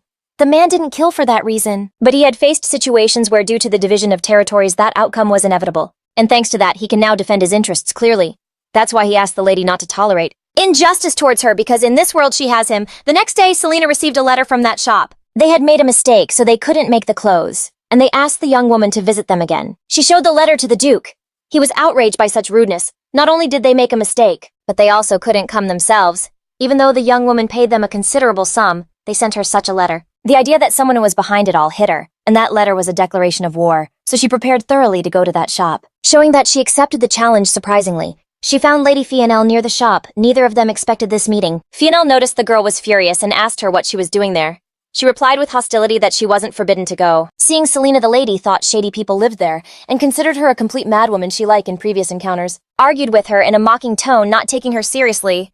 But then she remembered that Fionel might know important information, so she pulled her aside to talk somewhat abruptly, and to prevent her maids from following. She made it clear that if they disobeyed, a terrible fate awaited them. Selena slammed the girl against the wall and began to interrogate her. About what she knew of Ariel's death, she asked her once more what she knew, because it was obvious that she knew. Many details about that girl. Fionel threatened several times that Selena would suffer the same fate as the ex-fiancé. She heard that she had suddenly committed suicide, so she asked if the girl knew the possible reason for such an act. A threatening aura emanated from her, but not even that made Fionel confess. She activated her defense mechanism and shouted that she knew nothing. This time Selena let her go, but thought to herself that in the future she would have to pressure her to find out everything she knows. Moving to a safe distance, Fionel called out to the girl and declared that she had been sincere with her, unlike the other one. But the protagonist didn't care, because that doesn't change the fact that the Duke belongs to her. Fionel, after the mention of a painful topic for her, indignantly accused the girl of being horrible. She didn't want anything to unite them. She told her rival that she was actually a good person. In general, in her head, Selena agreed with her. Fionel is quite sweet, but she behaves like that because she knows how many bad people there are among the nobles. This moment was a small warning for the girl that there are people much worse than Fionel herself. Gathering her thoughts, she and Yuna finally entered the shop. The manager was already waiting for them and apologized for having called the girl so suddenly, thanking her for her visit. Selena noticed that the girl in front of her was trembling for no apparent reason. Something was definitely not right. Suddenly, a customer commented that you couldn't pressure the shop employees like that without prior notice. The manager explained that they couldn't go see the girl in person due to a lack of staff offering her apologies.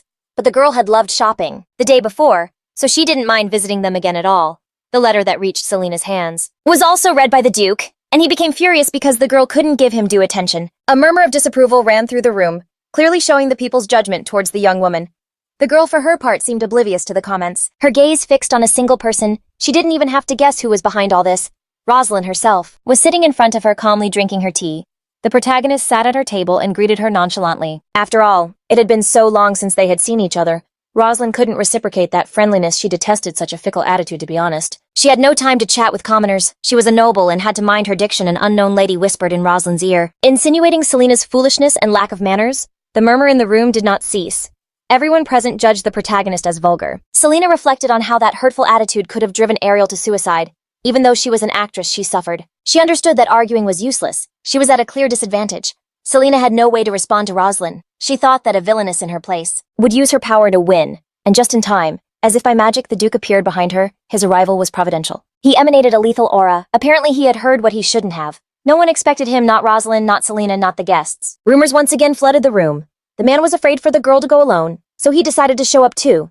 He pulled her towards him and announced to the whole room that she was his guest. Invited by him, he wanted to make it clear, and added with a glance at Roslin that someone present knew this better than anyone. But she replied that the Duke never introduced her as a guest, so she assumed Selena was his woman. A woman who crossed boundaries and warmed the Duke's bed, no less. Calcian despised that this lady could only think like that, perhaps influenced by her father and his lovers. He believes that is the root of Roslin's thoughts. But the Duke is very different from his father. Then turning to the crowd, he declared that he was serious about Selena. That was the reason he brought her, therefore he expected everyone else to take this lady seriously as well.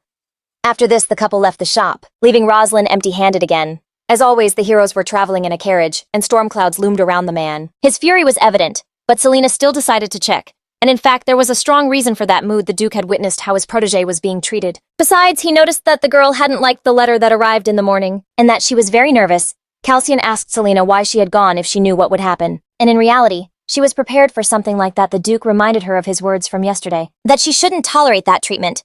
But the girl began to justify herself, saying she wasn't tolerating it on purpose, but that the Duke appeared just when she wanted to show her power to everyone, and she was listening to all the insults, because she wanted to integrate into high society. But the young man told her she didn't need that.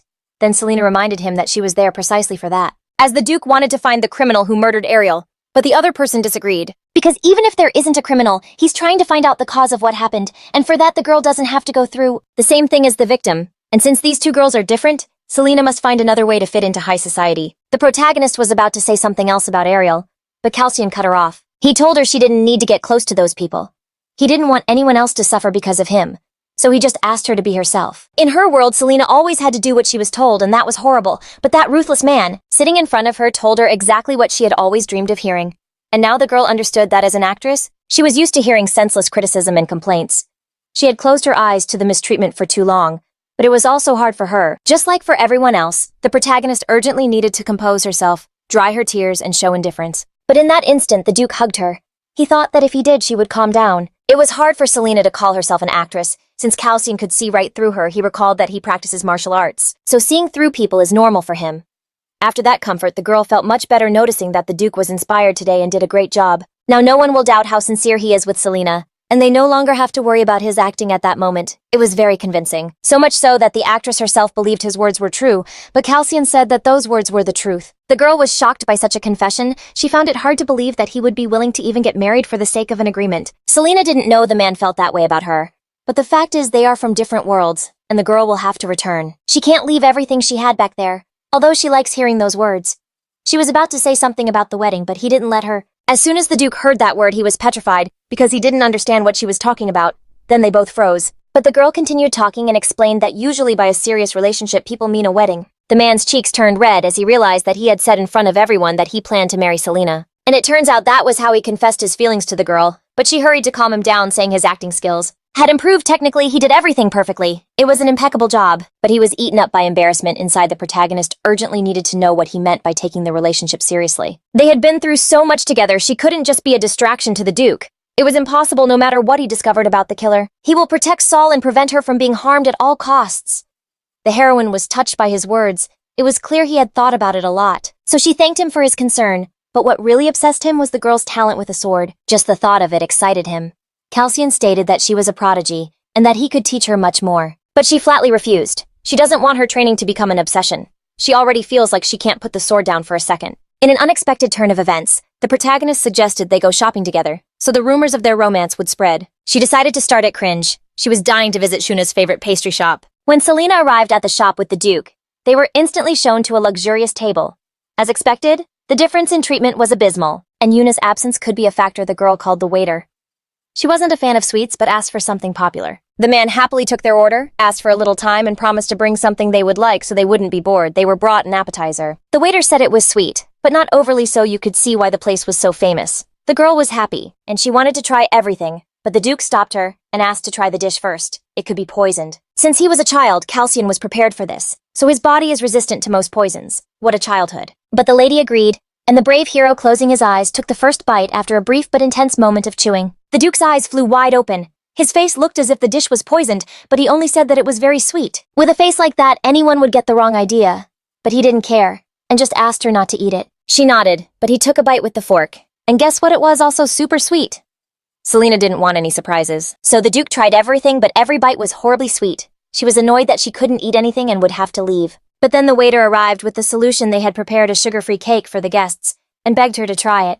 She loved the way it looked. She took a piece and held it up to Cassian to feed him. The others watched the scene in shocked silence. After savoring every note of the dessert, the man declared it was the best thing he had ever tasted in his life. The heroine also decided to try the creation. The cake was really light and not sweet at all. She looked up at him and didn't understand his expression. His eyes were dilated and his cheeks were almost red. What was wrong with him? Then she looked at the fork and remembered she had fed the Duke with it. That was the reason for his behavior. The protagonists were already back at the mansion, where Selena tried on her new outfit. The designers were almost crying at how beautiful she was. She waited for Cassian's opinion. She wanted to know if she could outshine all the high society ladies at the court reception. The protagonist saw off the designers who were preparing to leave, wishing them a safe trip for the first time in a long time. Seol was in a good mood after shopping. How nice it is when no one holds you back. The girl liked some of the jewelry, but what interested her the most was the store's beautiful decor. When Cassian offered to buy it, Selena showed him the large assortment of things they had already purchased. But he wasn't talking about that. He suggested buying the store. He really had a lot of money since he had to cover expenses. Now the girl understood why people stared at her. That way when they heard the Duke's last name, but in any case she wouldn't be able to run the shop, because she didn't even have a name there. But it turns out that when Selena entered the castle, the Duke immediately created a document certifying her identity, and as long as she's here she can buy any building, and simply put it under the name of Lambert. Now Selena officially lives in this mansion, even though she didn't plan on staying in this world for long. Before she saw everything as a dream. But now she sees and feels for certain that she's living in a real world, just as the Duke said. When the girl returns to her world, this document might simply be filed away. She won't be able to get rid of it, because the fact that it belonged to the Duke will not disappear for any reason. The pair had already left for the castle. According to Cassian, guests must arrive before the royals, because if they are late they could be accused of treason. After hearing this, the protagonist started to worry about being late. But the Duke didn't want to arrive too early. She looked out the window, intrigued by why there were so many carriages on the road. The scene reminded her of a battle. Both were looking in the same direction. The girl examined the emblems on the carriages, which belonged to families she already knew. What she saw suggested that these families were competing with each other to see who would get there first. And this time our heroes would have to join the battle, but at least they could travel like everyone else. Suddenly the carriage they were in shook violently. Selena almost fell. It was a huge scare. Cassian was instantly worried about her. He went to her and asked if she was all right. Then he went outside, where Dion informed him they had a problem with the carriage wheel, and the coachman was checking it. Soon the coachman came over, holding something in his hands. He said a wire had gotten tangled in the wheel. Before leaving, he had checked the carriage, but didn't look underneath. That's done during the regular inspection. Selena was glad no one was hurt, although it was too late to request a new carriage, so she approached the Duke to ask if they could just use the horses. He replied that it wasn't forbidden. Moreover, many aristocrats like to show off that way. Selena had expected a similar answer, and she suggested they continue the journey on horseback, so the Duke ordered Dion to prepare the horses, and he quickly left to carry out the order. As an actress, Selena was very experienced on horseback, so even her dress wouldn't be a problem. The horse was brought, and the young woman leapt gracefully onto the unusual transport like a cat.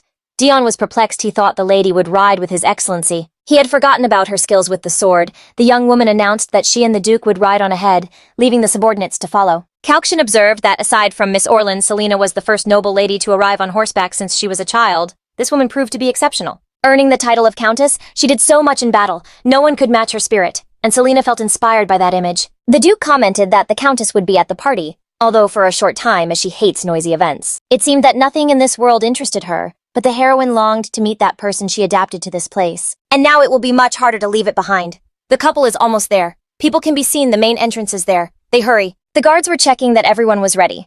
They were about to close the gates, but one of them saw Duke Lambert approaching. So they waited patiently. They arrived, and the young man offered his hand to the lady so she could get off the horse. The Duke introduced himself and his companion, and they were gladly received as the couple walked forward. Rumors were running through the crowd. The ladies were commenting on them, according to Selena.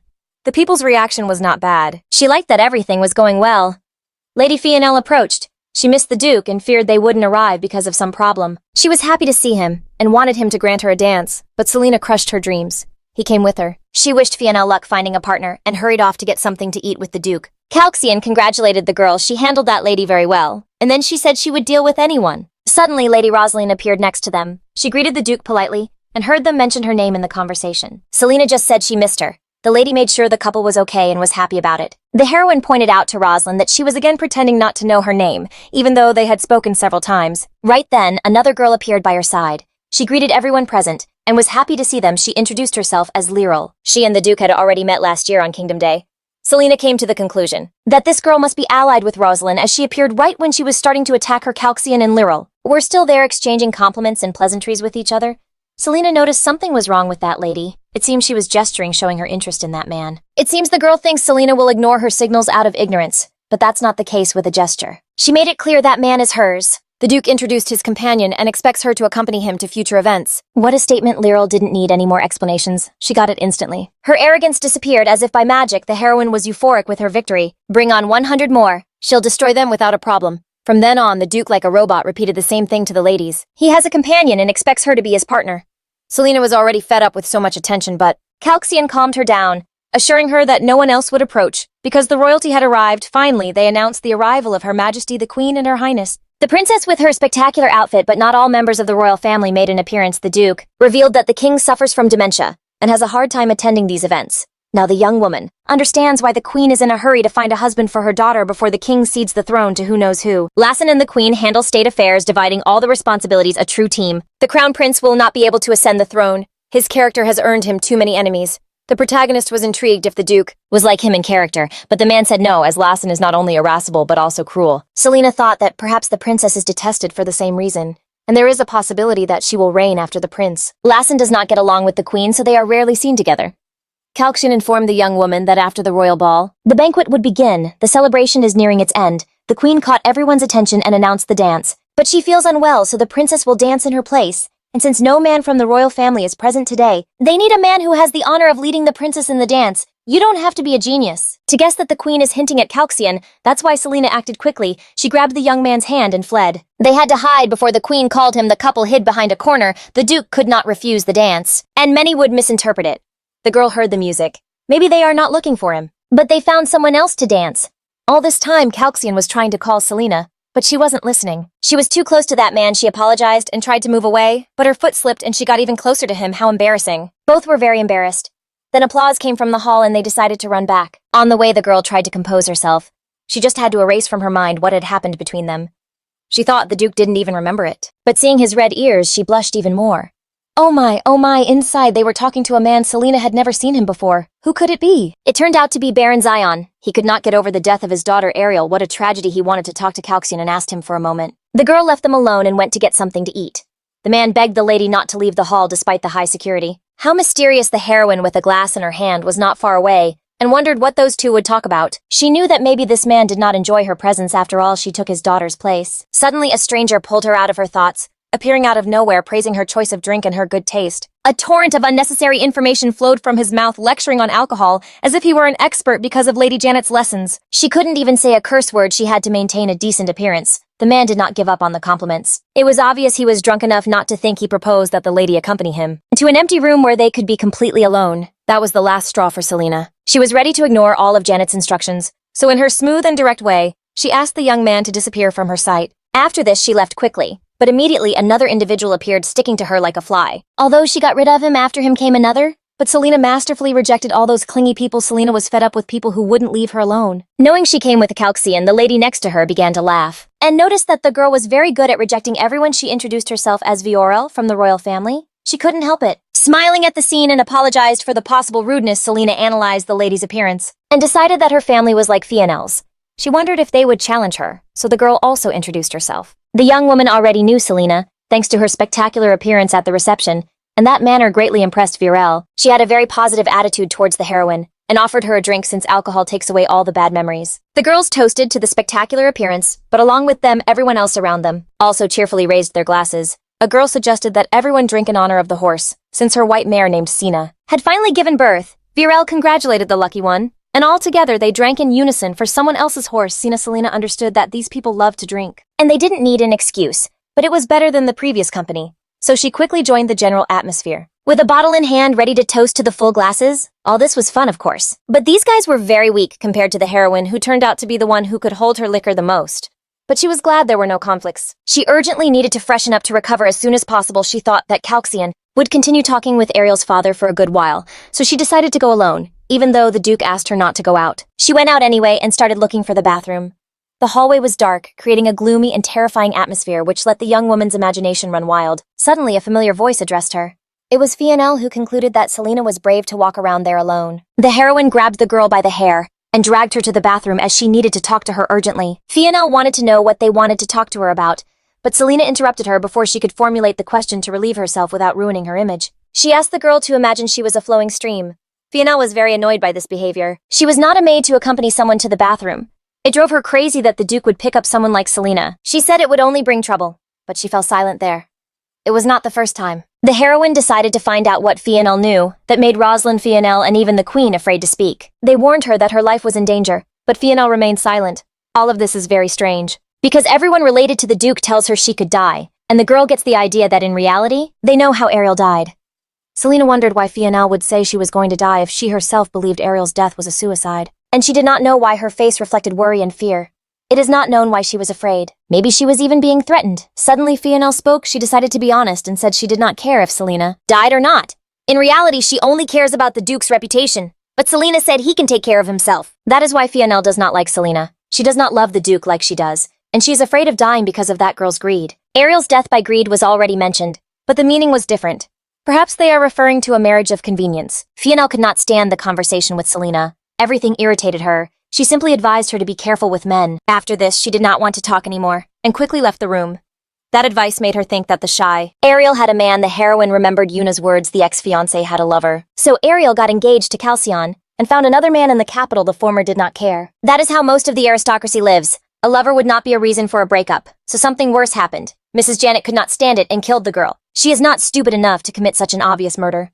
Maybe she cooperated with the killer, or simply watched as the girl committed suicide. Selena decided she should keep an eye on the men, and now they know which direction the investigation should go. It was time for the heroine to return to the party. But when she went out into the hallway, she realized she was lost, and it was all Fionel's fault. She knew the girl would not find her way, and that is why she ran off first. But our heroine does not scare easily. She had already survived one attack, or at least she thought so, until a stranger's voice startled her. It turned out to be the handsome young man who asked if the lady was all right. She, in her mind, was already admiring his beauty.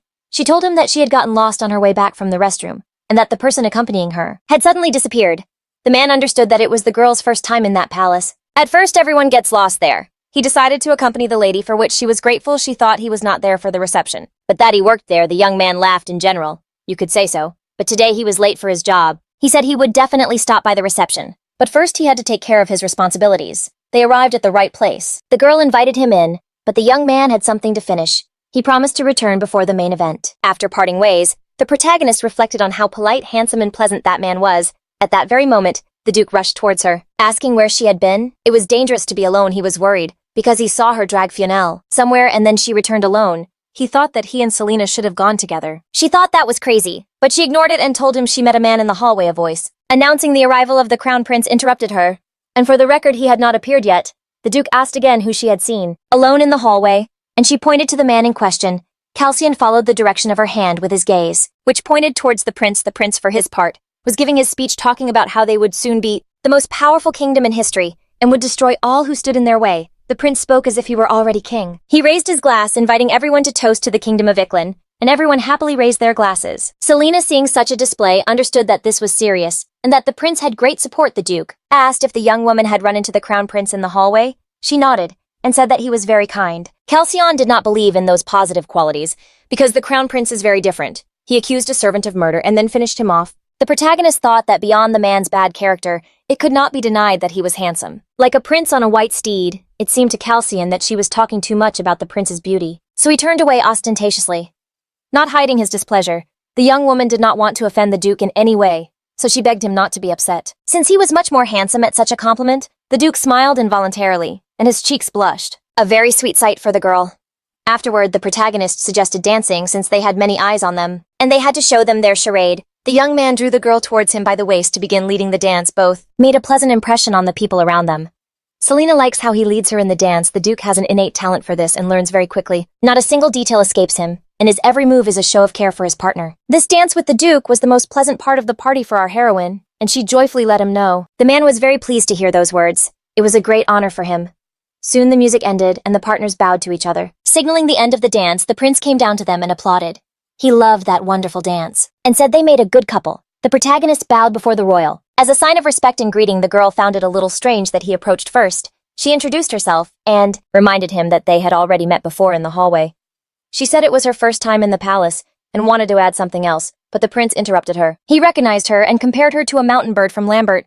He took the lady's hand in his and said that he had heard rumors about a mountain bird that had captivated even the duke himself with her beauty. The heroine did not know what to say, as it was the first time she had heard something like that about herself. Even back then in the hallway, the young man could not get out of his head how adorable that girl was. She did not know who he was, so he suggested they forget what happened. Much kinder than she thought, the prince turned to the duke. His arrival was a big step, fortunately. No monsters attacked his castle this time. The prince asked why the duke was silent. They had not seen each other in so long. He replied, "You know I'm not very talkative. Your Highness knew that side of him. As punishment for his silence, he ordered Selena to grant him a dance." Calcion could not object. He bowed, showing his consent, if you could even call it that. Lassen invited the lady to dance. She accepted with honor. Now she would be known as the woman who danced with the prince. He took her hand and pulled her close by the waist. Thus they began to dance. Before everyone's eyes, the duke himself watched the dance. According to the prince, he was about to draw his sword.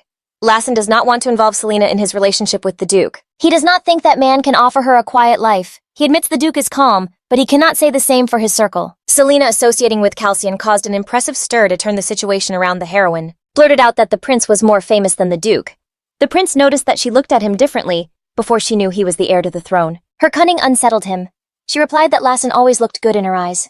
The prince loved the compliment. "You are a better flatterer than I thought. What a pity you belong to the duke." But he cheered up, thinking, "I should not give up yet. They are not married yet." So he asked her directly, "Is there any hope of catching your attention?" The heroine thanked him for his words, not knowing what to say, and he asked her to confess her affection. Perhaps the prince's cruelty that Calcion spoke of? "Were these sudden confessions we met today?" Lassen admitted to being impatient. "If I delay, you will end up marrying the duke." The protagonist noticed that the man acted differently in the hallway.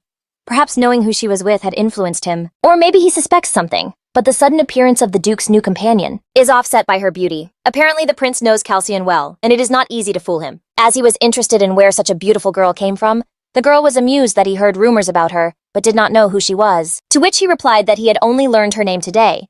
The protagonist did not believe that the main suspect knew nothing about her. And on top of that, he is putting on an innocent face.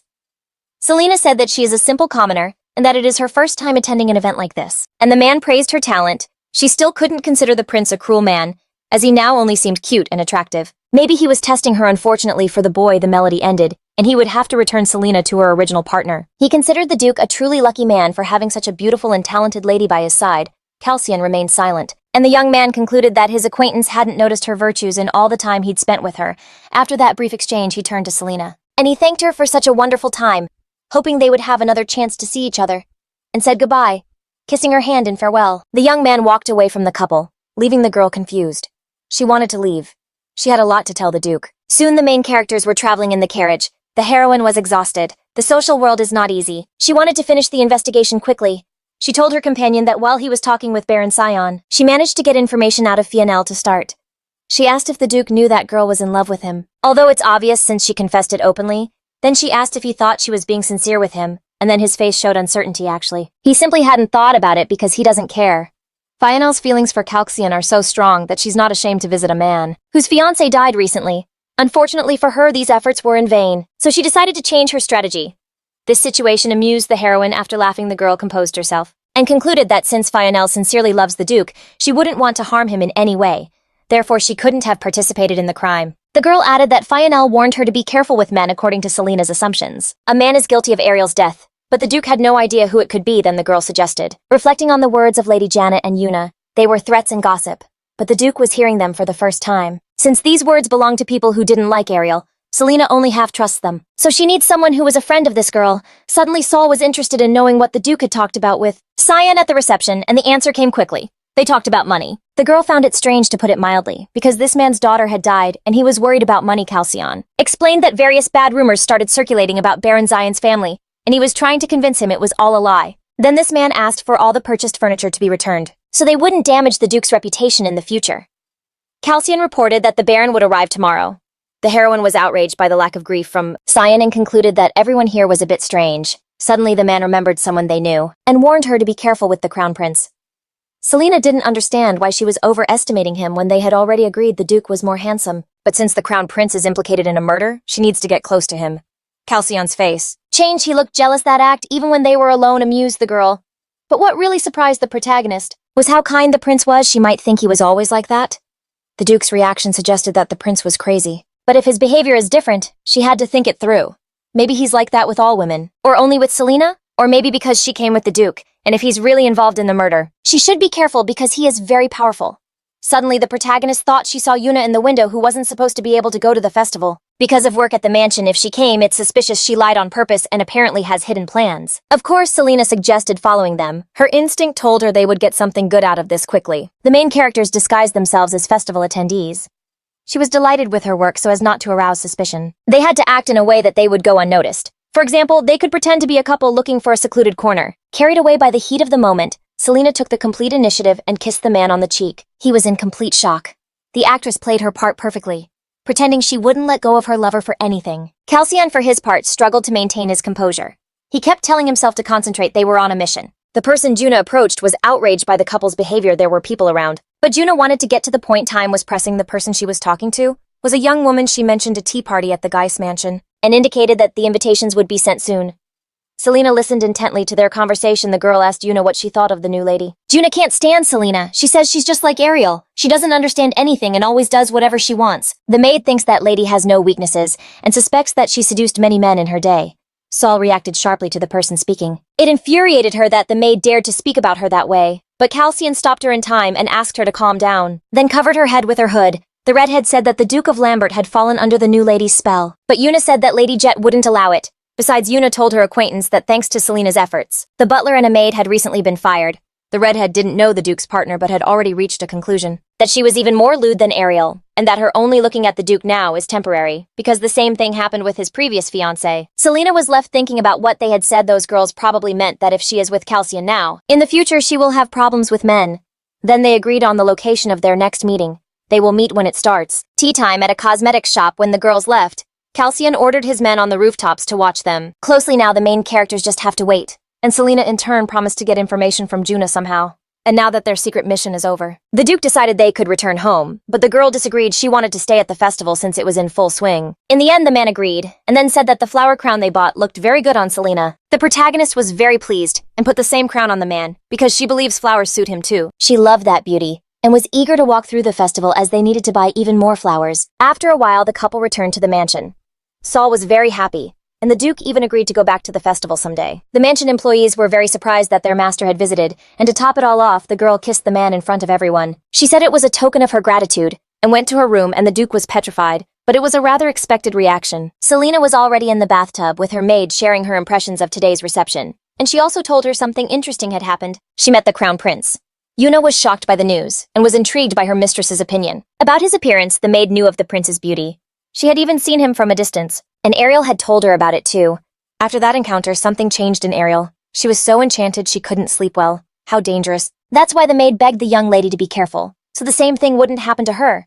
but she instantly changed her mind, clarifying that it didn't mean Selena should avoid the prince, the protagonist, was quick to declare that only the Duke existed for her. Juna even envied that pure relationship with a dreamy smile. The girl began to praise the Duke, so adorable really, even though he's serious in front of others. She recalled how embarrassed he was by the kiss at the festival, so he needed to get used to physical contact. So after her bath, she went to the Duke's office and blurted out that from morning till night, they would only practice kissing. And since Calcian seemed so flustered when kissing they had to practice cheek kisses, it's suspicious for a man to melt over a kiss. When they sleep together every night, they needed to practice. And the Duke understood perfectly, so he agreed to start right away. The teacher decided to start with a light touch, so the student could get used to it.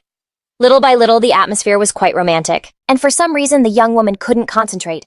The man took the initiative and moved closer to the girl's face. But she interrupted him and suggested continuing another day. The Duke pulled away with flushed cheeks. But despite the embarrassment, he asked if she had done well. Selena was silent for a moment. Her face was burning and her vision was blurring. But she managed to articulate her words and praised her partner. The next morning, Selena decided to visit Baron Zion, who had already arrived at the mansion. The girl entered the place and saw the man he was watching them pack his furniture. Very concerned about her condition, she had to pay tribute to Ariel and solve the murder case. That's why she went to see this man, who finally noticed her presence. The protagonist said he didn't need to rush so much, to which he promised he would calm down when they took out the furniture, but she wasn't worried about herself but about the guest. She wanted him to feel comfortable with her.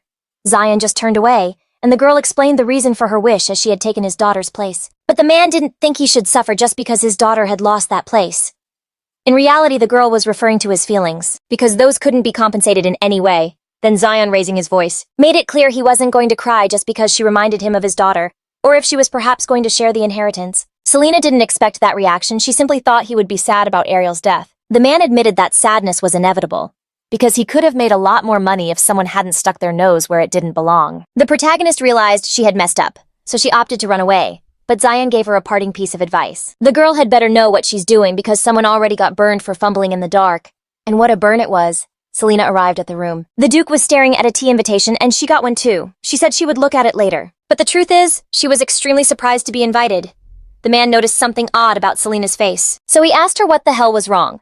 She told him she had just seen Baron Zion and had a bad feeling about his daughter's death. And he only talked about money. Callian told her not to expect more from an aristocrat, not even when it came to their own child. Some families adore their children, but for most they are just tools to climb the social ladder and achieve their ambitions. This world is very bizarre to the girl. She wondered if the Duke would feel sad if she died. He stood there thinking about how he would react. What would he feel if he saw Selena lifeless? The girl no longer expected an answer and asked him not to worry. She already understood it wouldn't affect the young man. The man flatly denied it, and deep down she would have believed him if he had at least feigned surprise. Callian was trying to find a real answer. He was furious when he heard about the attack and disturbed by what he saw. The answer was almost in sight, but Dion interrupted his thoughts when he arrived with crucial news. He finished the investigation and found out which family Juna's maid belongs to. The heroine was dying to know the exact answer, which she received immediately. The family belongs to Count Hayes. Selena had already heard that last name. It belongs to Lyril, that blue-haired girl who witnessed her fight with Roslin. She heard that last name from Juna and found her invitation. All of this must be connected and needs to be investigated urgently. While Yuna was getting Selena ready, she wondered which tea party to attend. She would go to all of them, but the dates overlap since the maid knows all these families. The girl asked for her advice on which one to choose. After a brief analysis, Yuna chose the Hayes family, a decision that was not at all surprising to our heroine. But at the reception, Lady Hayes wasn't very friendly. Even though Ariel had praised her according to the maid practically insisted. With such a huge mansion, she would make new contacts. That's why the young woman decided to go. Yuna assured her she could come to her with such doubts. After all, she had more than enough experience. Since Selena doesn't want to tarnish the Duke's reputation, she decided to ask Lady Janet for advice. She was embroidering something on Callian's shirt. She invited the young woman to sit down and asked what advice she needed. Selena explained that she had been invited to a tea party and needed to know what to expect and how to behave. The mentor explained that the party depends on the host, and if the Duke accompanies her, she doesn't have to follow the rules.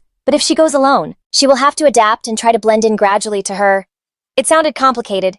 Each reception has its own atmosphere and people gather in groups. She will try to fit in, but they will surely find her strange, just like what happened with Fionel. But Jeanette already taught her the basics. She even went to a reception, so she just has to do what she did before, and that's it. The girl recalled her behavior at that reception. She broke her mentor's most important rule: if Lady Janet doesn't know anything, she has no noble friends from that party. She is nobody's pawn. The heroine has a huge clue about Ariel's death. There's no reason to question Janet anymore. She thanked her tutor and was about to leave, but the woman stopped her. She wanted to warn her about something crucial.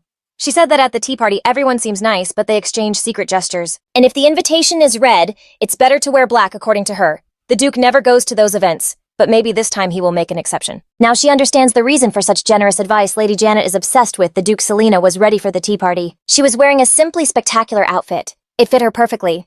It was uncomfortable to move in, but it couldn't be helped. The girl headed for the exit. The Duke was also ready to leave dressed in white, just like his companion. At the previous event, her outfit was eye-catching, so this time she opted for something discreet. Suddenly, the heroine stopped and looked at the man. She asked him if he really needed the cape. After his answer, she asked to borrow the garment to show it off, and the Duke placed it on her shoulders. She thanked her companion and said it would be her secret weapon. You have to be prepared for anything, and Callian begged Selena not to overdo it today. Such concern was very sweet to her. She told him not to cry or miss her, to which he replied for her to stop joking and leave already. But the heroine knows he likes her jokes. She called out to get his attention and kissed him gently on the cheek. She said that kiss was for goodbye, and that he would get another one before bed. She got into her carriage and promised to return soon and left without a hitch. He just stood there, blushing. Maybe it was good practice, but what a surprise the protagonist is visiting a place without Callian for the first time. So she is a little nervous, but she will do her best to return to her world as soon as possible. The Duke was somewhat worried about the girl, since it's the first time she's gone so far without him, but at least she has half of his escort still. He was afraid the carriage might not return, and the servant beside him informed him they could head to the training grounds. Selena arrived at her destination. She didn't expect all the good spots to be taken. She should have arrived earlier. She approached the table where Lyril was, and Roslin and thanked the lady for the invitation. If the invitation had specified the time of the gathering, she would have been here much earlier. So she apologized for arriving late. Roslin said that today Selena was even easy on the eyes, since Lyril was afraid she only had white clothes in her closet today. The Duke took care of her outfit. The girl has too many of them, because her man buys them every chance he gets. Normally he insists she dress only for him, but today he made an exception. When Callian saw her in that dress, he said she was incredibly beautiful and covered her with a cape to avoid unwanted gazes. And Selena apologizes if she looks too eye-catching, but Lyril reassures her, saying everyone understands. Since she had been greeted, she decided to sit down and approach the table, where two girls she didn't know were sitting. She only had to mention the Duke for everyone who was mocking her to shut up, which greatly irritated the girl. But even so, she put on a friendly and relaxed face and greeted everyone present courteously. The protagonist looked up. The place is beautiful. It's a shame that people here only spend their time insulting each other. Some time passed, and Selena was already quite bored. She confirmed that Lyril is connected to Roslin, so she could leave now since there was nothing else to do. Suddenly the young lady, Lyril, asked for the guests' attention to announce that she and Roslin had to excuse themselves to discuss something important. No one objected to their brief absence, and the guests asked them to come back soon after the girls left. The atmosphere turned awkward, something Selena had expected, and was even amused by suddenly a girl at her table spoke to her, wanting to ask something but hesitating if she should. In the end, she worked up the courage and asked if her dress was by Lamer, but Selena didn't confirm. She had too many outfits. The girl explained that the designer's name is engraved on the sleeve, or the inner ribbon, and asked for permission to look with Selena's consent. The girl took a look. It really was a Lamer. How beautiful and expensive. Her new friend noticed the ribbon was tied incorrectly, and Selena understood Yuna's strange behavior from that morning. She thanked her for pointing it out, and wanted to go to the restroom. So the girl explained how to get there. Selena noticed a sudden change in the others' behavior, maybe because Roslin left. But she didn't have to be nice to them if they were only being polite, because she might become a duchess. She found the bell to call. But suddenly she heard a very loud voice, as if someone was screaming. She didn't quite understand what it was all about, but Seol decided to go toward where the screams were coming from. As she opened the door, she heard the girl inside screaming that her dress was stained and the maid was going to clean it. It was Lyril ranting about a girl who, according to her, was much worse in every way, and whose arrogance she wouldn't be free of. Even in 1,000 years, the protagonist assumed the girl was complaining about Roslin. It seemed a bit strange since they were best friends.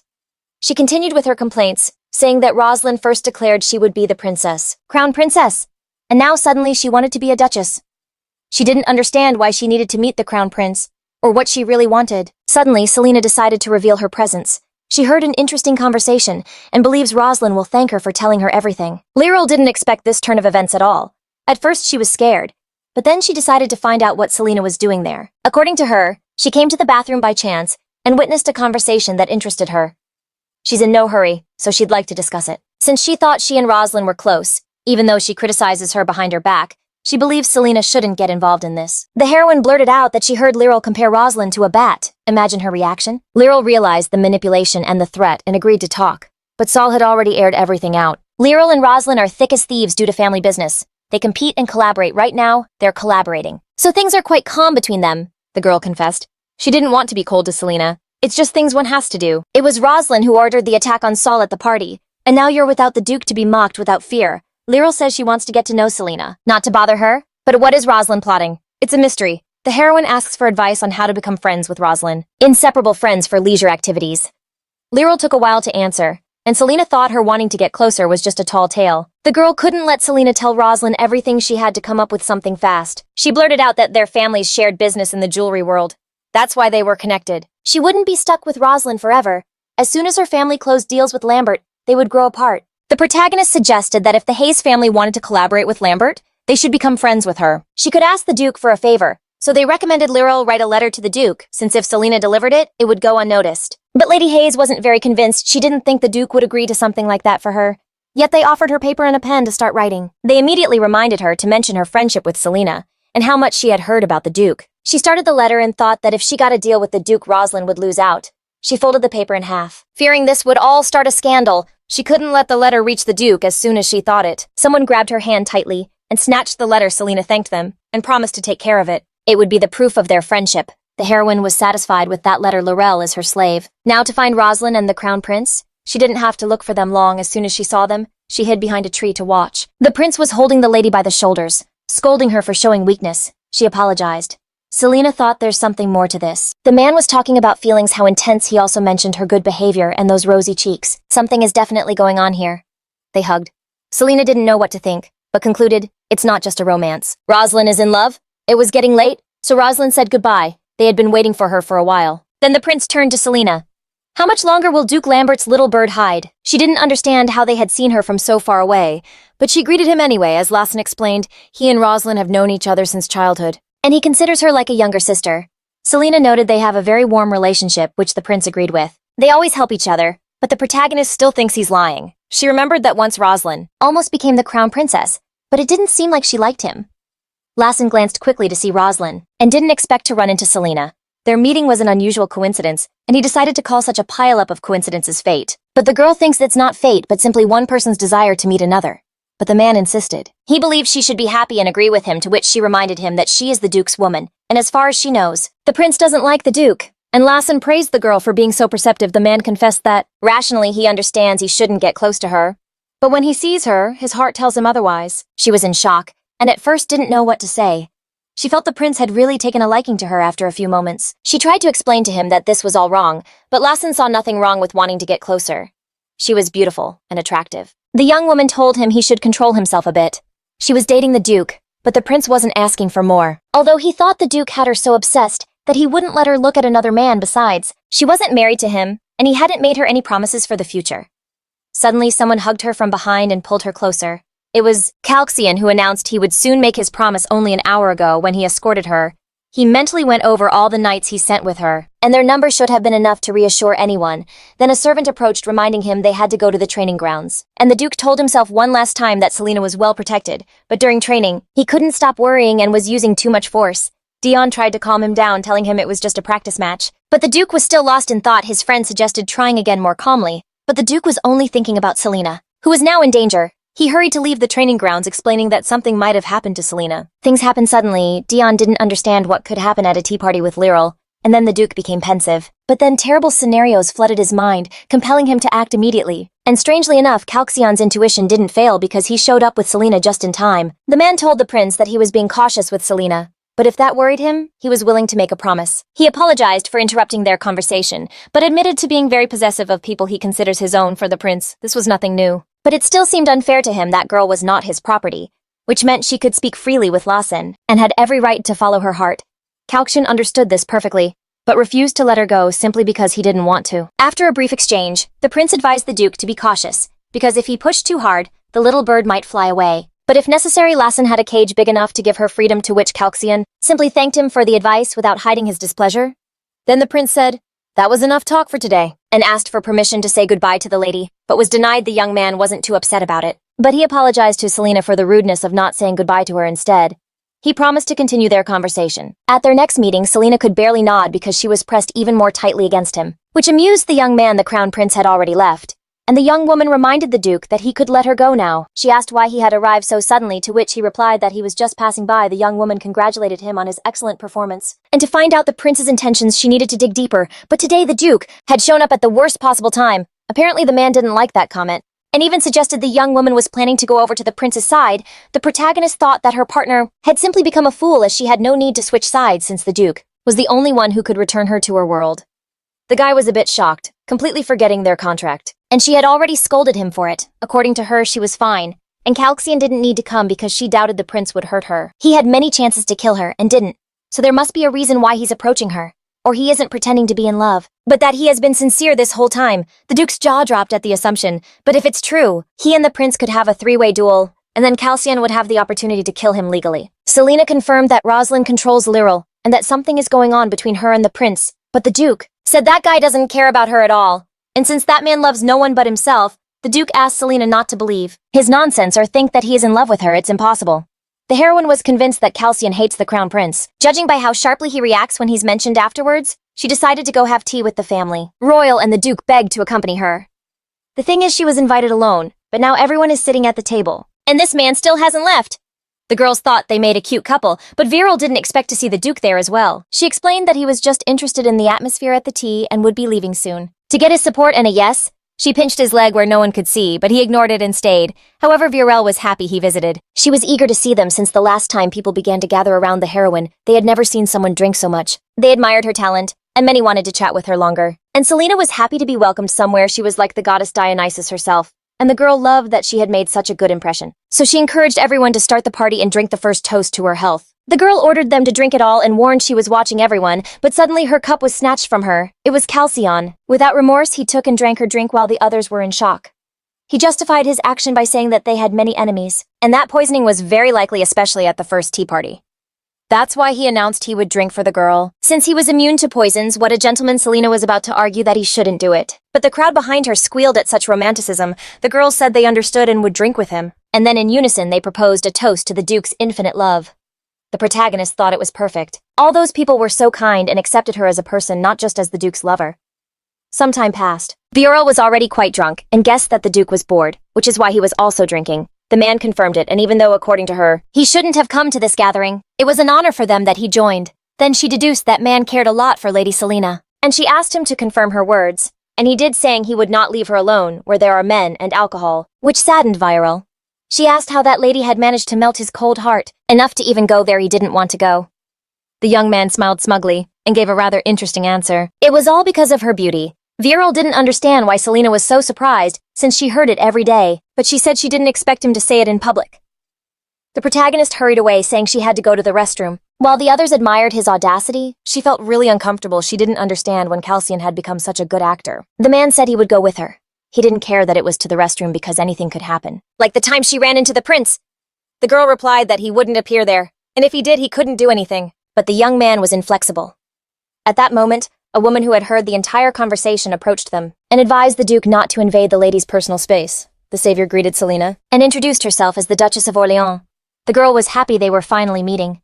The Duke noticed she wasn't carrying any weapons, to which she replied they shouldn't be in plain sight at a social event, and that he shouldn't underestimate her skills. She asked for his permission to accompany Selena, who was delighted since the Duke had told her about their exceptional abilities. So Seol dragged the Duchess by the hand and asked Calxian to wait there and not stick his head out. Alone with her, she said she had never seen him like that, to which the woman replied that he just appreciates her very much, to be honest. The Duchess didn't expect to see Selena like this. She thought the Duke's girl would be a poisonous lady, but it turned out she got shy like a child. Noticing the strong reaction, she hurried to explain that she didn't mean to offend, but was simply giving a compliment. Then the heroine understood she had no ill intentions, but that the Duchess was just very direct. She had already decided last time that Selena was an interesting person, and now she was convinced of it. After speaking with her in person, but the heroine was already used to people hating her even before meeting her in person, and that at the first meeting they would try to set her up. The Duchess said that high society is like that. They don't care who you are. They will continue to say the contrary about you, according to her. Selena is still a fledgling in high society, but she is no longer sure of herself, or she is looking for someone better than the Duke. The girl was stunned, and the Duchess laughed at her reaction. She apologized, saying that perhaps she had been misunderstood in reality. She meant that she really likes Selena as a person, and no matter what man she dates, she would like to continue seeing her. According to her and the Lambert family, the men change women often, both now and in the past, and even though they are in love now, seeing the Duke's past, it is difficult to guarantee that this love will last. The Duchess likes Selena very much, so she wouldn't want to see the girl get her heart broken. It occurs to the girl that she's being told she deserves better, confirming the Duchess's sympathy for her. Although she seems cold towards Calcion, the Duchess made excuses saying she likes him too, and that people like the two of them are hard to find. The protagonist understood that Calcion is seen as a fickle man, so everyone believes she's just a temporary fling. Then she had a brilliant idea. So today she would have to cause a stir at the tea party, while Calcion was already fuming. Impatient from the girl's long absence, Viral tried to calm him, saying they were surely just chatting. The Duke suddenly asks if there is a guarantee that the restroom is a safe place. The girl was surprised not to get an immediate answer. The man got a little furious for not being told instantly that they weren't sure of the location's safety. Viral was surprised at such a reaction, confirming that the Duke was not exactly a patient man. That was true. Suddenly, Selena finally approached them. Neither the Duke nor Viral expected to see her so suddenly, but they pretended everything was all right. In her next lines, the heroine was already referring to the Duke as darling, leaving everyone else dumbfounded.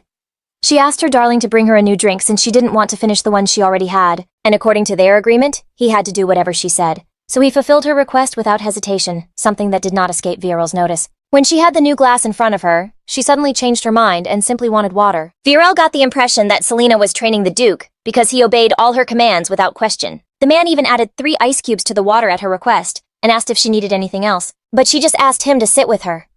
The girl rested her head on the young man's shoulder and told him about her discovery today, that everyone thought their relationship was temporary, and she became curious to know how far her darling was willing to go for her. So she asked him directly. The answer she got was that the man was willing to go as far as necessary. Then the girl asked if her Duke could get her a star, but first he had to find a way, and that answer satisfied her. That's why her request for today was for him to pluck a flower from a tree.